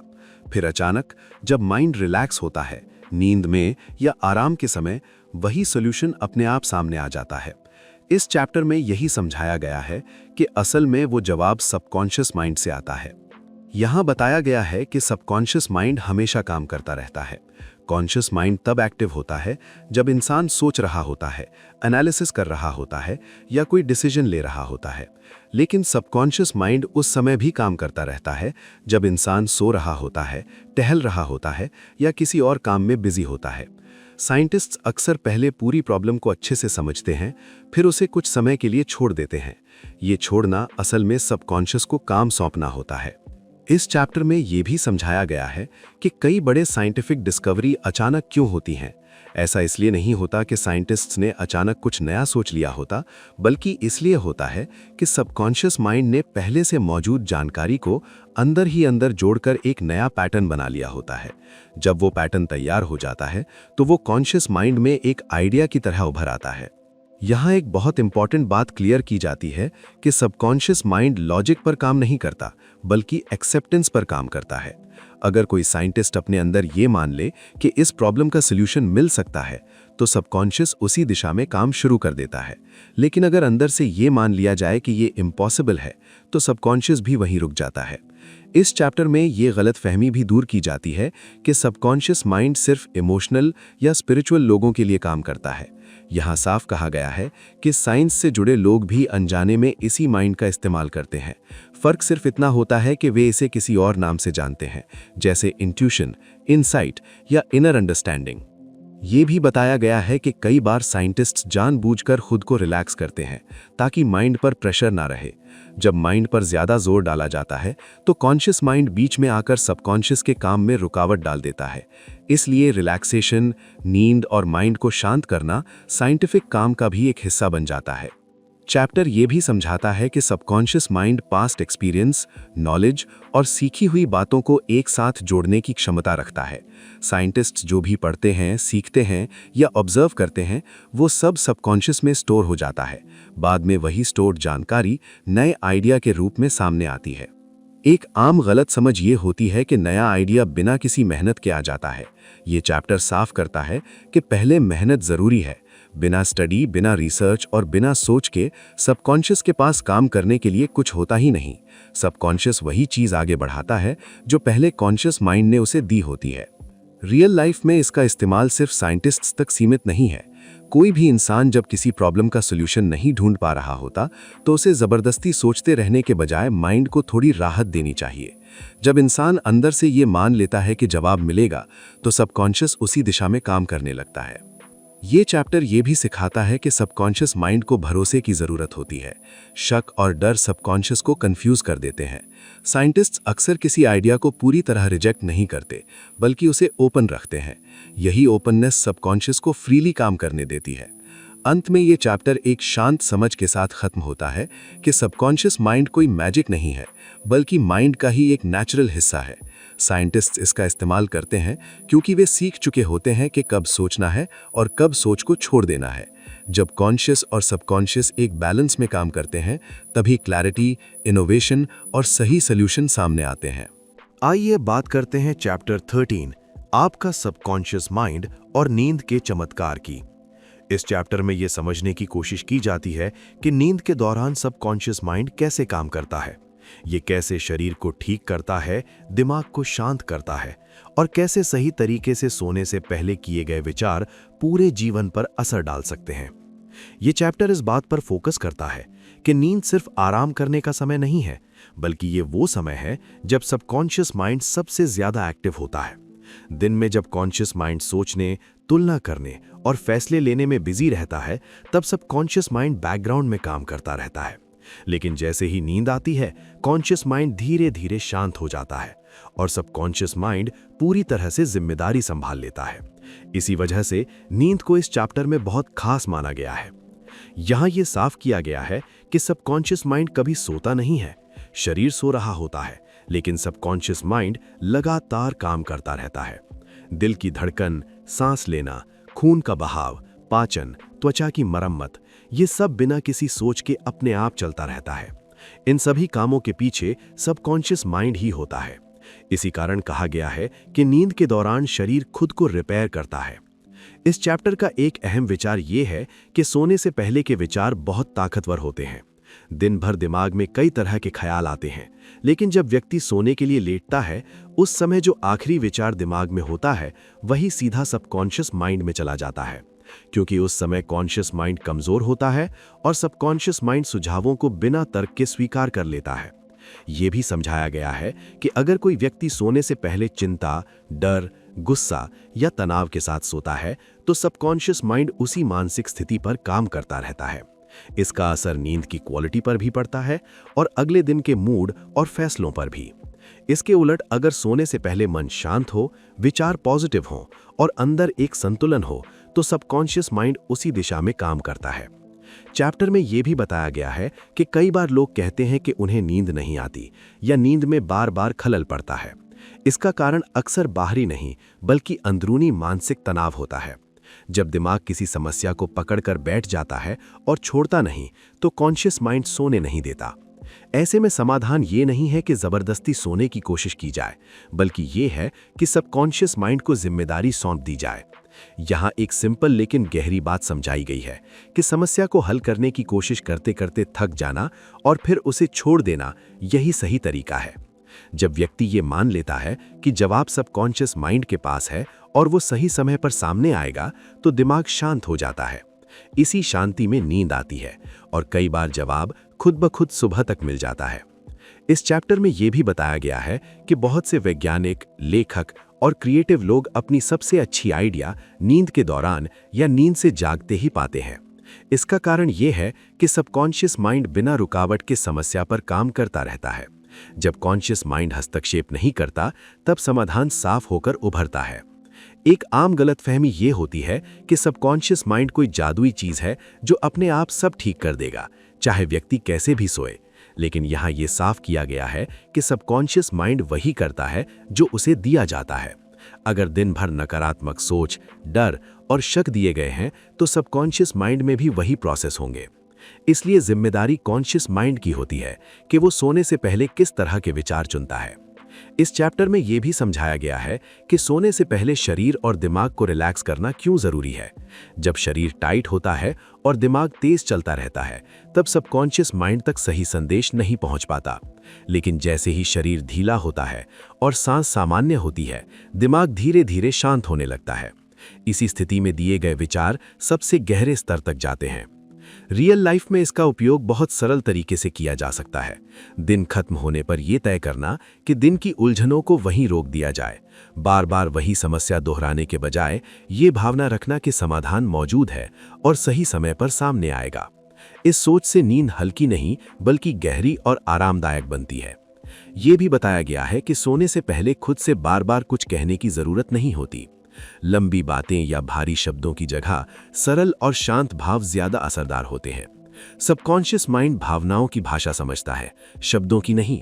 इसलिए मन की शांति सबसे बड़ा संकेत होती है। चैप्टर के अंत में यह समझाया गया है कि अच्छी नींद सिर्फ शरीर के लिए नहीं बल्कि पूरे जीवन के लिए जरूरी है। सही नींद से निर्णय बेहतर होते हैं, भावनाएं संतुलित रहती हैं और जीवन की दिशा साफ दिखाई देने लगती है। नींद को नजरअंदाज करना असल में सबकॉन्शियस माइंड की ताकत को नजरअंदाज करना है। अंत में ये विचार सामने आता है कि जब व्यक्ति सोने से पहले अपने मन को हल्का करता है, भरोसे के साथ दिन को छोड़ देता है और अंदर एक शांति महसूस करता है, तब सबकॉन्शियस माइंड पूरी ईमानदारी से अपना काम करता है। यही नींद का असली चमत्कार है, जो हर रात चुपचाप घटित होता है और धीरे धीरे पूरे जीवन को संतुलित करता है। आइए अब बात करते हैं चैप्टर 14, आपका सबकॉन्शियस माइंड और मैरिटल प्रॉब्लम्स की।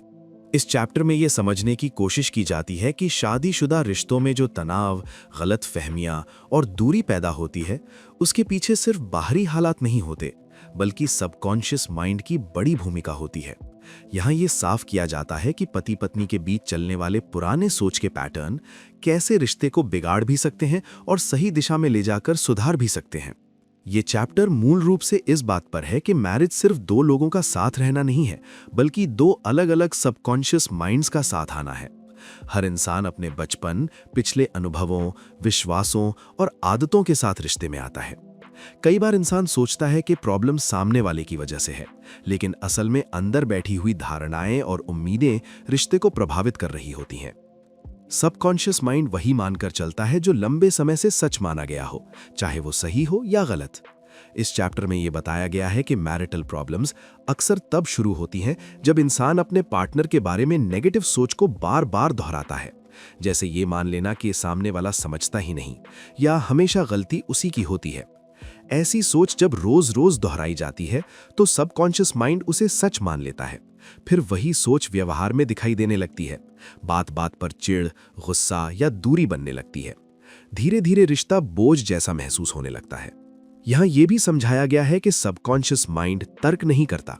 वो ये नहीं देखता कि सोच सही है या गलत, वो सिर्फ वही अपनाता है जो बार बार महसूस किया गया हो। अगर किसी इंसान के मन में ये बैठ गया है कि शादी में दुख ही मिलता है, तो वो अनजाने में ऐसे हालात बना लेता है जो उसी सोच को मजबूत करें। ऐसे में छोटी छोटी बातें भी बड़ी लड़ाई का रूप ले लेती हैं। इस चैप्टर का एक अहम पॉइंट ये है कि शादी में प्यार और शांति बाहर से मांगने की चीज नहीं है, ये पहले अंदर के माइंड से शुरू होती है। अगर अंदर ही रिजेंटमेंट, डर या शक भरा हुआ है तो बाहर का व्यवहार भी वैसा ही होगा। सबकॉन्शियस माइंड वही दिखाता है जो अंदर भरा होता है। इसलिए रिश्ते सुधारने के लिए सबसे पहले अंदर की सोच पर काम करना जरूरी बताया गया है। कई लोग ये गलतफहमी पाल लेते हैं कि उनका पार्टनर कभी नहीं बदलेगा। ये सोच भी सबकॉन्शियस माइंड में गहरी बैठ जाती है। फिर इंसान खुद ही बदलाव की उम्मीद छोड़ देता है। इस चैप्टर में बताया गया है कि जब उम्मीद ही खत्म हो जाती है तो रिश्ता अपने आप ठंडा पड़ने लगता है। जबकि अगर अंदर ये विश्वास बनाया जाए कि सुधार संभव है तो व्यवहार में भी धैर्य और समझ आने लगती है। यहाँ ये भी समझाया गया है कि मैरिटल प्रॉब्लम्स सिर्फ शब्दों से नहीं बल्कि भावनाओं से चलती हैं। कई बार ऊपर से सब ठीक लगता है लेकिन अंदर शिकायतें जमा होती रहती हैं। सबकॉन्शियस माइंड उन दबे हुए इमोशंस को संभाल कर रखता है और सही मौके पर गुस्से या ताने के रूप में बाहर निकाल देता है। इसलिए ये जरूरी बताया गया है कि अंदर ही अंदर चीजों को दबाने के बजाय सोच को साफ और संतुलित रखा जाए। इस चैप्टर में यह भी बताया गया है कि सबकॉन्शियस माइंड को नई दिशा दी जा सकती है। अगर लंबे समय से रिश्ते को लेकर नेगेटिव सोच बनी हुई है तो उसे धीरे धीरे बदला जा सकता है। इसके लिए जरूरी है कि पार्टनर के बारे में जानबूझकर पॉजिटिव बातें सोची जाएं, भले ही शुरुआत में वो नेचुरल ना लगें। जब ऐसी सोच को बार बार दोहराया जाता है तो सबकॉन्शियस माइंड उसे स्वीकार करना शुरू कर देता है। ये भी साफ किया गया है कि ये कोई दिखावा नहीं है और ना ही खुद को धोखा देना है। इसका मतलब ये है कि माइंड को नई आदत सिखाई जाए।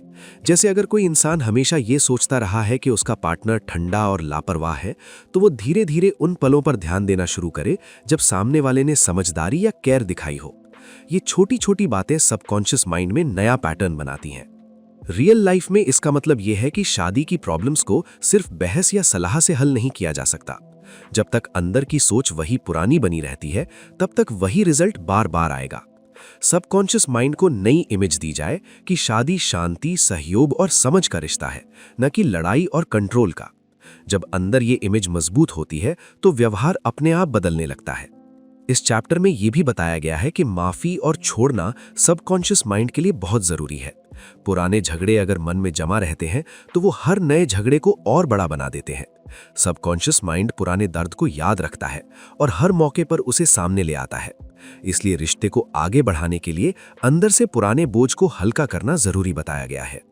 अंत में ये चैप्टर एक शांत समझ के साथ खत्म होता है कि मैरिज कोई परफेक्ट सिस्टम नहीं है, ये दो इंसानों की ग्रोथ का प्रोसेस है। सबकॉन्शियस माइंड इसमें या तो रुकावट बन सकता है या मददगार। जब इंसान अपनी अंदर की सोच को समझकर धीरे धीरे पॉजिटिव दिशा देता है तो वही रिश्ता जो कभी भारी लग रहा था धीरे धीरे सहज और संतुलित महसूस होने लगता है। यही इस चैप्टर का मुख्य संदेश है कि शादी को बदलने से पहले अपने सबकॉन्शियस माइंड को समझना और संभालना जरूरी है। आइए बात करते हैं चैप्टर 15, आपका सबकॉन्शियस माइंड और आपकी खुशी की। इस चैप्टर में यह समझने की कोशिश की जाती है कि खुशी असल में बाहर की परिस्थितियों से नहीं बल्कि अंदर चल रही सोच और फीलिंग से कैसे जुड़ी होती है। यहाँ ये साफ किया जाता है कि इंसान की खुशी कोई अचानक मिलने वाली चीज नहीं है, बल्कि ये एक अंदरूनी मानसिक प्रक्रिया का नतीजा होती है जो लगातार सबकॉन्शियस माइंड में बनती और मजबूत होती रहती है। इस चैप्टर का मुख्य फोकस ये है कि ज्यादातर लोग खुशी को बाहरी चीजों से जोड़कर देखते हैं। पैसा बढ़ जाए, कामयाबी मिल जाए, रिश्ते ठीक हो जाएं, तब खुश होंगे। ऐसी सोच बहुत आम है। लेकिन ये चैप्टर समझाता है कि अगर अंदर की सोच और भावनाएं उलझी हुई हैं, नेगेटिव हैं या डर से भरी हैं, तो बाहर की कोई भी सफलता स्थायी खुशी नहीं दे सकती। सबकॉन्शियस माइंड वही फीलिंग्स एक्सप्रेस करता है जो बार बार उसमें डाली जाती हैं।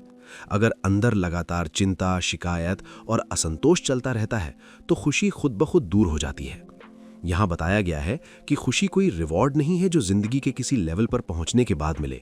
खुशी एक मानसिक स्टेट है जो इस बात पर निर्भर करती है कि इंसान अपने बारे में, अपनी लाइफ के बारे में और अपने भविष्य के बारे में क्या मानकर चलता है। सबकॉन्शियस माइंड इन मान्यताओं को सच मान लेता है और उसी के हिसाब से फीलिंग्स और अनुभव पैदा करता है। अगर अंदर ये मान लिया जाए कि जिंदगी बोझ है, संघर्ष ही संघर्ष है, तो वही फीलिंग रोजमर्रा के अनुभवों में दिखने लगती है। चैप्टर ये भी समझाता है कि बहुत से लोग ये नहीं समझ पाते कि दुख और परेशानी का असली कारण बाहर नहीं, अंदर होता है। लोग कहते हैं कि फला इंसान की वजह से दुख है या हालात खराब है इसलिए खुशी नहीं है, लेकिन असल में सबकॉन्शियस माइंड उन हालातों पर दी जा रही अंदरूनी प्रतिक्रिया को ही मजबूत करता है। एक ही परिस्थिति में दो लोग अलग अलग तरह से खुश या दुखी हो सकते हैं क्योंकि दोनों की अंदरूनी सोच अलग होती है। यहाँ एक जरूरी बात पर जोर दिया गया है कि सबकॉन्शियस माइंड नेचुरली लाइफ को सपोर्ट करने वाला होता है। उसका झुकाव खुशी, शांति और संतुलन की तरफ होता है। लेकिन जब इंसान लगातार डर, गिल्ट, गुस्सा या जलन जैसी फीलिंग्स को दोहराता रहता है तो वही सबकॉन्शियस में बैठ जाती हैं और अंदर की खुशी को दबा देती हैं। इसलिए खुशी को पाने के लिए बाहर की दुनिया बदलने से ज्यादा जरूरी है अंदर की सोच को बदलना। इस चैप्टर में यह भी बताया गया है कि कई लोग खुशी को बहुत सीरियस और भारी चीज समझ लेते हैं। उन्हें लगता है कि खुश रहने के लिए कोई बड़ा कारण होना चाहिए, लेकिन सबकॉन्शियस माइंड सिंपल और नेचुरल फीलिंग से काम करता है। संतोष, शांति और स्वीकार करने की भावना धीरे धीरे अंदर खुशी पैदा करती है।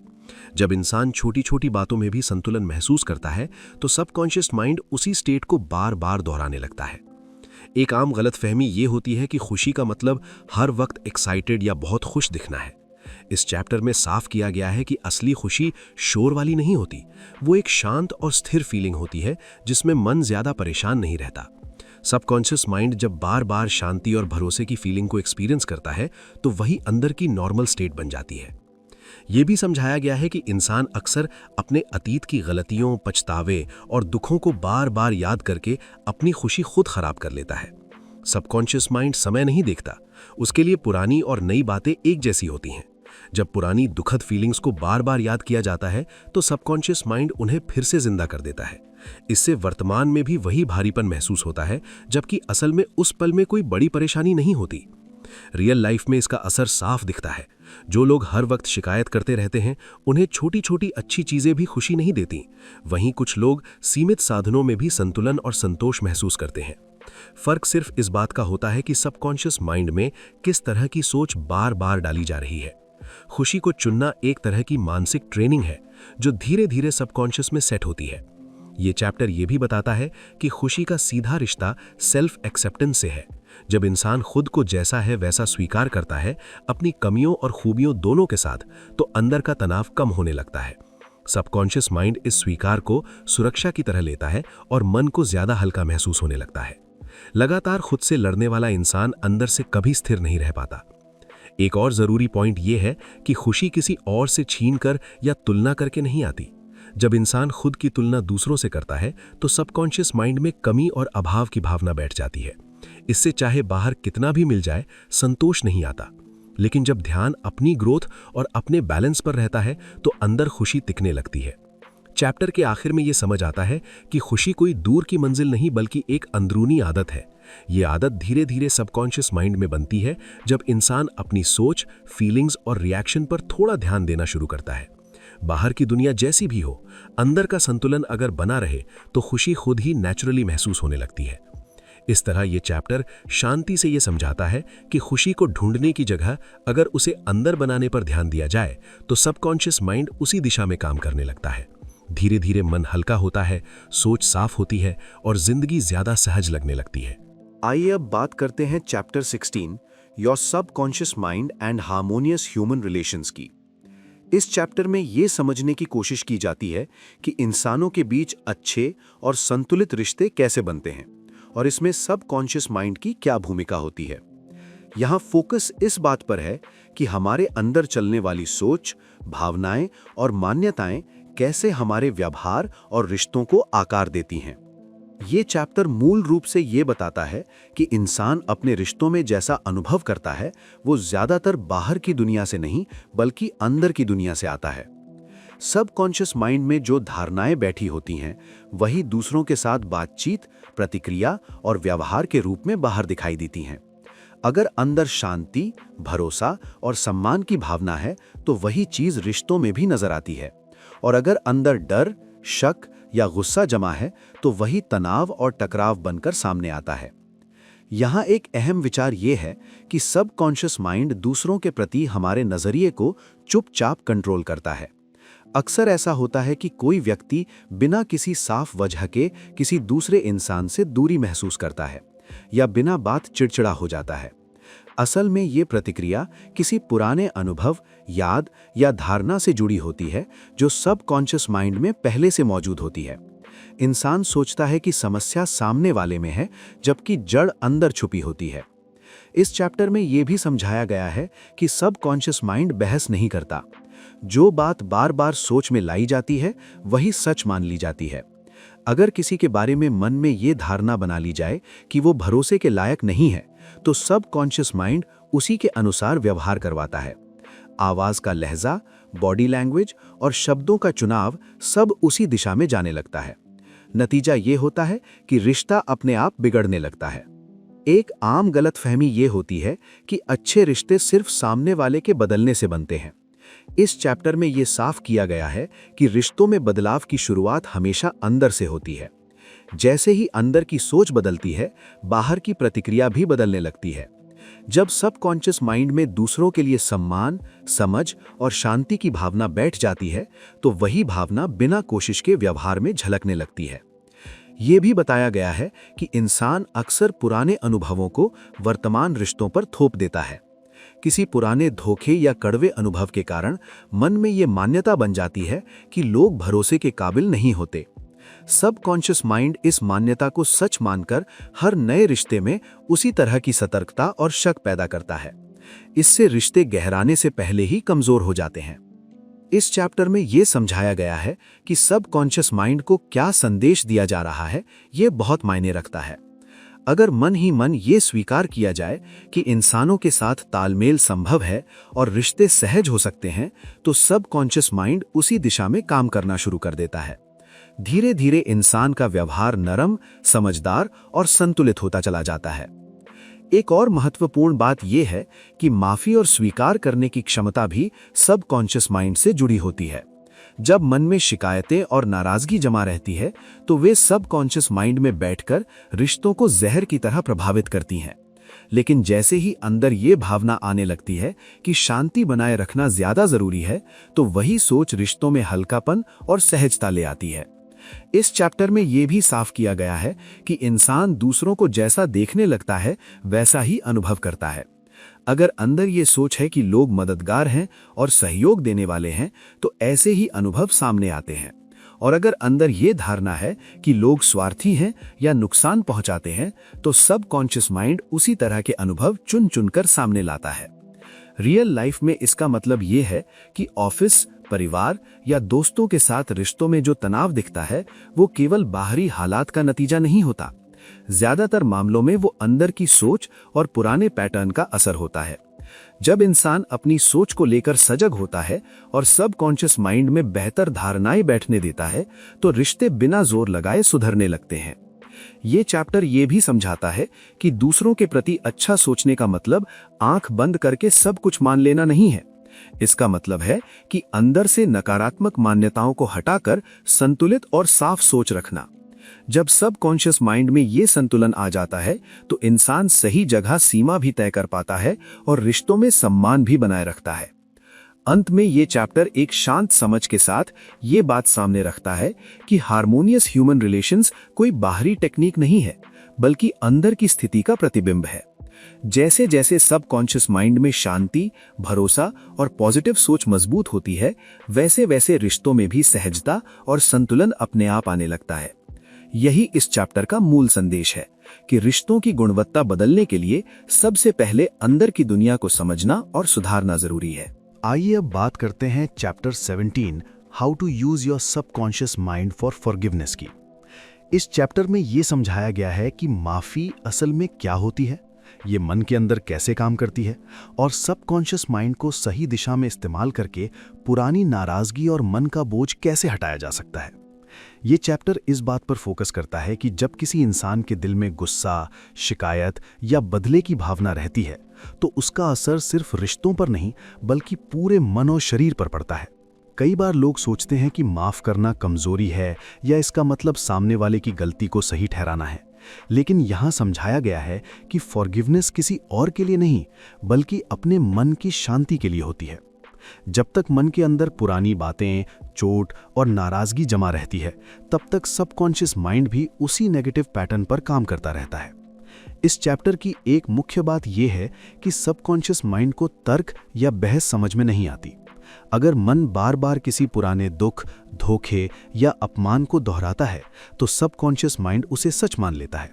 फिर वही भावनाएं रोजमर्रा की सोच, फैसलों और रिएक्शन में दिखने लगती हैं। इसका नतीजा ये होता है कि इंसान बिना चाहे भी चिड़चिड़ा रहता है, बेचैन रहता है या अंदर ही अंदर भारीपन महसूस करता है। यहाँ ये भी समझाया गया है कि माफ़ न कर पाने की हालत में इंसान असल में खुद को ही सज़ा देता रहता है। सामने वाला व्यक्ति तो अपनी ज़िंदगी में आगे बढ़ जाता है, लेकिन मन के अंदर चल रही पुरानी फिल्म खुद को आगे बढ़ने नहीं देती। सबकॉन्शियस माइंड उन्हीं पुरानी इमेज और इमोशंस को दोहराता रहता है, जिससे मानसिक तनाव और कई बार शारीरिक परेशानी भी पैदा होती है। चैप्टर में ये साफ किया गया है कि फॉरगिवनेस का मतलब ये नहीं है कि जो हुआ वो ठीक था या उसे भूल जाना चाहिए। इसका मतलब सिर्फ इतना है कि उस घटना या इंसान को मन पर कंट्रोल नहीं करने दिया जाए। जब इंसान दिल से ये स्वीकार कर लेता है कि अब उस बोझ को आगे नहीं ढोना है, तब सबकॉन्शियस माइंड को नया संदेश मिलता है। वही नया संदेश धीरे धीरे मन को हल्का करना शुरू करता है। एक आम गलतफहमी ये होती है कि माफ़ी सिर्फ एक बार सोच लेने से हो जाती है, लेकिन यहाँ बताया गया है कि फॉरगिवनेस एक प्रोसेस है। इसमें बार बार मन को सही दिशा में लाना पड़ता है। जब भी पुरानी यादें या गुस्सा ऊपर आए, तब शांत तरीके से मन में ये भावना लाना कि अब शांति चुनी जा रही है। सबकॉन्शियस माइंड रिपीटिशन और भावना के साथ दिए गए मैसेज को धीरे धीरे अपना लेता है। इस चैप्टर में यह भी समझाया गया है कि कई बार इंसान खुद को भी माफ नहीं कर पाता। पुरानी गलतियां, फैसले या पछतावे मन में घूमते रहते हैं। सबकॉन्शियस माइंड इन्हें बार बार दोहराकर आत्मग्लानि को बढ़ाता रहता है। जब तक इंसान खुद के लिए करुणा और समझ नहीं लाता, तब तक अंदर की शांति बन नहीं पाती। खुद को माफ करना भी उतना ही जरूरी है जितना दूसरों को माफ करना। रियल लाइफ में इसका असर साफ दिखाई देता है। जो लोग पुराने झगड़ों और नाराजगी को पकड़कर रखते हैं, उनके रिश्तों में दूरी बढ़ती जाती है। काम के माहौल में भी गुस्सा और शक फैसलों को प्रभावित करता है। वहीं जो लोग धीरे धीरे छोड़ना सीख लेते हैं, उनके अंदर एक अलग तरह की हल्कापन और क्लैरिटी आने लगती है। सबकॉन्शियस माइंड जब शांत होता है तो सोच भी ज्यादा साफ और बैलेंस्ड हो जाती है। ये चैप्टर ये भी बताता है कि जब मन में माफी की भावना आती है तो शरीर भी उसका जवाब देता है। तनाव कम होने लगता है, नींद बेहतर होती है और अंदर एक तरह की सहज शांति महसूस होती है। ये सब किसी जादू की तरह नहीं, बल्कि मन और सबकॉन्शियस माइंड के नेचुरल तरीके से काम करने का नतीजा होता है। आखिर में ये चैप्टर ये समझाता है कि फॉरगिवनेस कोई बाहर से मिलने वाली चीज नहीं है, ये एक अंदर का फैसला है। जब इंसान अपने मन में ये तय कर लेता है कि अब पुराने बोझ को छोड़ना है, तब सबकॉन्शियस माइंड उसी दिशा में काम करना शुरू कर देता है। धीरे धीरे पुराने जख्म ढीले पड़ने लगते हैं और मन हल्का महसूस करने लगता है। यही इस चैप्टर का असली संदेश है कि शांति बाहर नहीं बल्कि अंदर से शुरू होती है और फॉरगिवनेस उस शांति की पहली सीढ़ी है। आइए अब बात करते हैं चैप्टर 18 की। चैप्टर 18 का नाम है how your subconscious removes mental blocks. इसमें यह समझने की कोशिश की जाती है कि मन में जो रुकावटें बन जाती हैं, जो अंदर से रोकती हैं, उन्हें सबकॉन्शियस माइंड कैसे धीरे धीरे हटाता है और ये प्रक्रिया असल में कैसे काम करती है। ये चैप्टर इस बात पर फोकस करता है कि मेंटल ब्लॉक कोई बाहर से आई हुई चीज़ नहीं होती। ज़्यादातर ब्लॉक्स इंसान खुद ही अपने मन में बना लेता है। ये ब्लॉक्स डर, गलत सोच, पुराने अनुभव, बार बार दोहराए गए नेगेटिव विचार और खुद पर शक की वजह से बनते हैं। जब कोई इंसान बार बार अपने आप से कहता रहता है कि ये मुझसे नहीं होगा, मैं ये नहीं कर सकता या हालात मेरे खिलाफ हैं, तो यही बातें धीरे धीरे सबकॉन्शियस माइंड में बैठ जाती हैं। फिर वही सबकॉन्शियस माइंड इन बातों को सच मानकर उसी तरह के रिजल्ट देना शुरू कर देता है। यहाँ एक ज़रूरी बात समझाई गई है कि सबकॉन्शियस माइंड तर्क नहीं करता। उसे ये नहीं पता होता कि कौन सी बात सही है और कौन सी गलत। जो बात कॉन्शियस माइंड बार बार मान लेता है, सबकॉन्शियस माइंड उसी को आदेश मान लेता है। अगर कॉन्शियस माइंड कहता है कि रास्ता बंद है, तो सबकॉन्शियस माइंड भी वही रास्ता बंद मान लेता है। अगर कॉन्शियस माइंड कहता है कि कोई हल नहीं है, तो सबकॉन्शियस माइंड भी हल ढूंढना बंद कर देता है। यहीं से मेंटल ब्लॉक बनता है। इस चैप्टर में यह भी बताया गया है कि मेंटल ब्लॉक का सबसे बड़ा कारण डर होता है। डर असल में भविष्य की एक कल्पना होती है जो अभी हुई भी नहीं होती, लेकिन जब इंसान उस कल्पना को बार बार सोचता है तो सबकॉन्शियस माइंड उसे असली मान लेता है। फिर वही डर इंसान के फैसलों, व्यवहार और शरीर तक पर असर डालने लगता है। कई बार इंसान जानता होता है कि क्या करना है, फिर भी वो कदम नहीं उठा पाता क्योंकि अंदर कहीं ना कहीं डर बैठा होता है। एक आम गलतफहमी ये होती है कि लोग सोचते हैं कि मेंटल ब्लॉक बहुत मजबूत होता है और उसे हटाना मुश्किल है। इस चैप्टर में साफ किया गया है कि मेंटल ब्लॉक असल में स्थायी नहीं होते, ये आदत से बने होते हैं और आदत बदली जा सकती है। जिस तरह नेगेटिव सोच को दोहराने से ब्लॉक बना, उसी तरह सही सोच को दोहराने से वो ब्लॉक धीरे धीरे ढीला पड़ने लगता है और आखिरकार खत्म हो जाता है। यहाँ ये भी समझाया गया है कि सबकॉन्शियस माइंड हमेशा इंसान की भलाई चाहता है। उसका नेचर लाइफ की तरफ होता है, नुकसान की तरफ नहीं, लेकिन वो वही करता है जो उसे बताया जाता है। अगर कॉन्शियस माइंड बार बार समस्या पर फोकस करता है तो सबकॉन्शियस माइंड भी समस्या को ही मजबूत करता है। लेकिन अगर कॉन्शियस माइंड हल पर, शांति पर और सही दिशा पर फोकस करने लगे तो सबकॉन्शियस माइंड उसी दिशा में काम करना शुरू कर देता है। चैप्टर ये भी बताता है कि बहुत से मेंटल ब्लॉक बचपन या पुराने अनुभवों से आते हैं। किसी ने कभी कुछ कह दिया, किसी असफलता ने डर पैदा कर दिया या किसी ने भरोसा तोड़ दिया। वो बात उस समय छोटी लग सकती है, लेकिन सबकॉन्शियस माइंड में वो गहराई से बैठ जाती है। बाद में वही बात हर नए मौके पर सामने आ जाती है और इंसान को रोक लेती है, बिना ये समझे कि रुकावट असल में बाहर नहीं, अंदर है। इस चैप्टर में यह भी साफ किया गया है कि मेंटल ब्लॉक हटाने के लिए जोर लगाने की जरूरत नहीं होती। जब इंसान बहुत ज्यादा कोशिश करता है तो वो तनाव में चला जाता है और तनाव में सबकॉन्शियस माइंड खुलकर काम नहीं करता। इसके बजाय शांत रहना, मन को रिलैक्स करना और सही विचारों को धीरे धीरे सबकॉन्शियस माइंड तक पहुंचाना ज्यादा असरदार होता है। एक और अहम बात यह है कि लोग अक्सर कहते हैं, मैं कोशिश कर रहा हूं लेकिन कुछ बदल नहीं रहा। इस चैप्टर में बताया गया है कि सबकॉन्शियस माइंड तुरंत रिजल्ट नहीं दिखाता, वो अपने समय पर काम करता है। जब तक अंदर की सोच पूरी तरह बदल नहीं जाती, बाहर का रिजल्ट भी स्थिर नहीं होता। इसलिए धैर्य रखना जरूरी है। ये भी समझाया गया है कि मेंटल ब्लॉक तब हटना शुरू होते हैं जब इंसान खुद को दोष देना बंद करता है। खुद को कमजोर समझना, खुद को गलत ठहराना, ये सब ब्लॉक को और मजबूत करता है। जब इंसान ये मान लेता है कि सबकॉन्शियस माइंड उसके साथ है, उसके खिलाफ नहीं, तभी बदलाव शुरू होता है।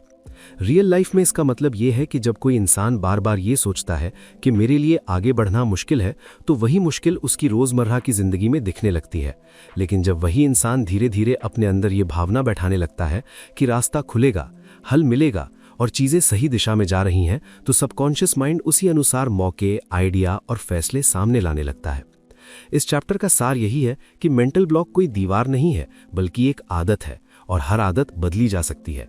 सबकॉन्शियस माइंड को डर और सीमाओं से भरी सोच दी जाए तो वो वही लौटाता है, लेकिन अगर उसे भरोसे, शांति और सही दिशा की सोच दी जाए तो वही सोच धीरे धीरे पुरानी रुकावटों को हटाने लगती है। अंत में ये बात शांति से समझाई जाती है कि जब इंसान अपने मन के अंदर के शोर को कम करता है, खुद पर भरोसा रखना सीखता है और सबकॉन्शियस माइंड को सही संकेत देता है, तो मेंटल ब्लॉक अपने आप कमजोर पड़ने लगते हैं। कोई जबरदस्ती नहीं, कोई संघर्ष नहीं, बस सोच की दिशा बदलने से अंदर की रुकावटें धीरे धीरे साफ होने लगती हैं। आइए अब बात करते हैं chapter 19, how to use your subconscious mind to remove fear. इसमें हम समझेंगे कि डर असल में पैदा कैसे होता है, ये मन में कैसे टिक जाता है और सबकॉन्शियस माइंड की मदद से इसे धीरे धीरे कैसे हटाया जा सकता है। ये चैप्टर इस बात पर फोकस करता है कि डर कोई बाहरी चीज नहीं है, बल्कि एक अंदरूनी मानसिक प्रक्रिया है। अक्सर लोग सोचते हैं कि डर किसी घटना, किसी इंसान या किसी परिस्थिति की वजह से होता है, लेकिन ये चैप्टर साफ करता है कि डर का असली कारण बाहर नहीं, अंदर होता है। डर तब बनता है जब कोई नेगेटिव सोच, इमेज या अनुभव बार बार मन में दोहराया जाता है और वो सबकॉन्शियस माइंड में बैठ जाता है। एक बार जब सबकॉन्शियस माइंड उसे सच मान लेता है तो वही डर शरीर, व्यवहार और फैसलों में दिखने लगता है। मुख्य बात यह है कि सबकॉन्शियस माइंड तर्क नहीं करता, वो ये नहीं जांचता कि कोई डर वाजिब है या नहीं। जो बात कॉन्शियस माइंड बार बार सोचता है, सबकॉन्शियस माइंड उसे सच मानकर स्वीकार कर लेता है। अगर किसी इंसान ने यह मान लिया कि वो फेल हो जाएगा, बीमार पड़ जाएगा या लोग उसे स्वीकार नहीं करेंगे, तो ये सोच धीरे धीरे अंदर गहरी हो जाती है। फिर वही सोच डर के रूप में काम करने लगती है। ये चैप्टर ये भी समझाता है कि डर अक्सर भविष्य से जुड़ा होता है। ज्यादातर डर इस बात का होता है कि आगे क्या होगा, लेकिन भविष्य तो अभी आया ही नहीं होता। इसके बावजूद मन बार बार वही नेगेटिव सीन रिपीट करता रहता है।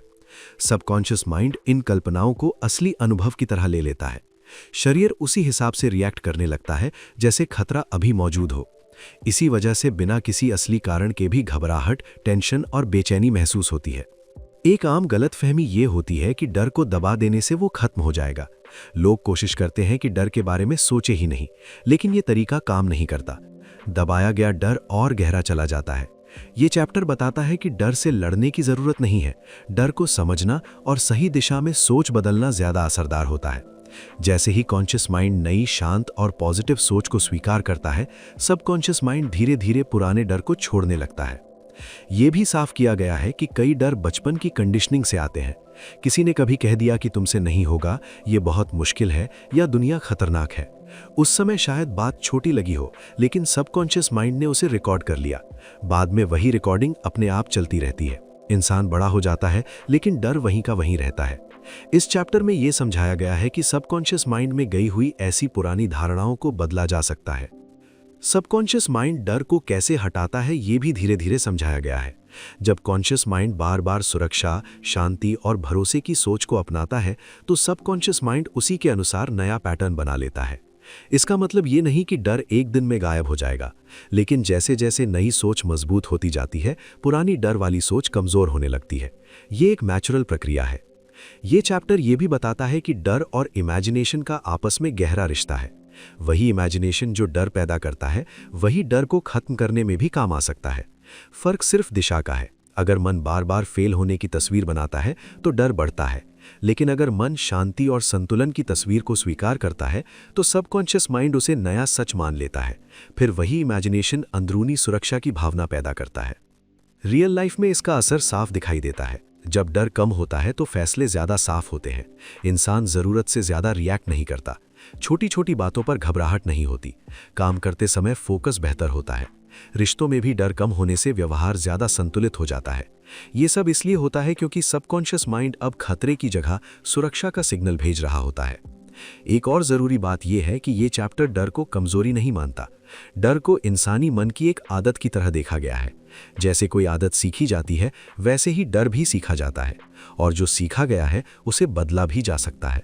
इस समझ से डर के प्रति अपराध बोध या शर्म खत्म होती है। इंसान खुद को दोष देने के बजाय प्रक्रिया को समझने लगता है। अंत में ये चैप्टर एक शांत निष्कर्ष पर आता है। डर कोई स्थायी सच्चाई नहीं है, ये सिर्फ एक मानसिक स्थिति है जो सोच बदलने से बदल सकती है।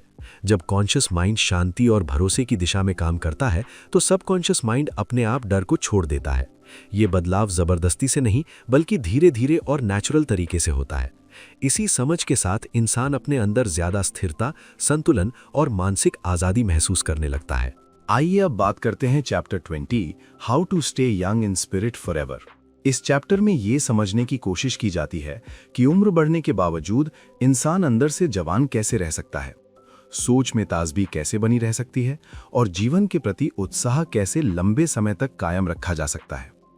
ये चैप्टर इस बात पर फोकस करता है कि जवान रहना सिर्फ शरीर की हालत से जुड़ा नहीं होता। असली जवानपन का रिश्ता मन की स्थिति से होता है। शरीर पर समय का असर पड़ता है, लेकिन मन पर वही असर पड़ता है जो इंसान खुद स्वीकार करता है। अगर मन में ये धारणा बैठ जाए कि अब उम्र हो गई है, अब सीखना मुश्किल है, अब जोश नहीं रहा, तो वही सोच धीरे धीरे जीवन का सच बन जाती है। लेकिन अगर मन में जिज्ञासा, खुलापन और सीखने की इच्छा बनी रहे तो अंदर की ऊर्जा अपने आप सक्रिय रहती है। इस चैप्टर में यह साफ किया गया है कि सबकॉन्शियस माइंड उम्र के कॉन्सेप्ट को वैसे ही मान लेता है जैसा उसे बताया जाता है। अगर बार बार ये सोचा जाए कि अब याददाश्त कमजोर हो रही है, अब शरीर साथ नहीं देता, अब नई चीजें समझ नहीं आती, तो सबकॉन्शियस माइंड इन बातों को सच मानकर उसी दिशा में काम करने लगता है। इसके उलट अगर सोच ये हो कि मन अभी भी एक्टिव है, सीखने की क्षमता बनी हुई है और हर दिन कुछ नया समझा जा सकता है, तो अंदर की शक्तियां उसी के अनुसार प्रतिक्रिया देती हैं। यहाँ एक अहम बात समझाई जाती है कि जवान रहने का मतलब बेवजह उत्साह दिखाना या उम्र को नकारना नहीं है। इसका मतलब है जीवन के प्रति सकारात्मक नजरिया बनाए रखना। बहुत से लोग उम्र बढ़ने के साथ खुद को सीमित कर लेते हैं। वे मान लेते हैं कि अब कुछ नया शुरू करने का समय निकल गया है। यही मान्यता धीरे धीरे मन को थका देती है, जबकि सच्चाई ये है कि मन तब तक जवान रहता है जब तक वो खुद को जिंदा महसूस करता है।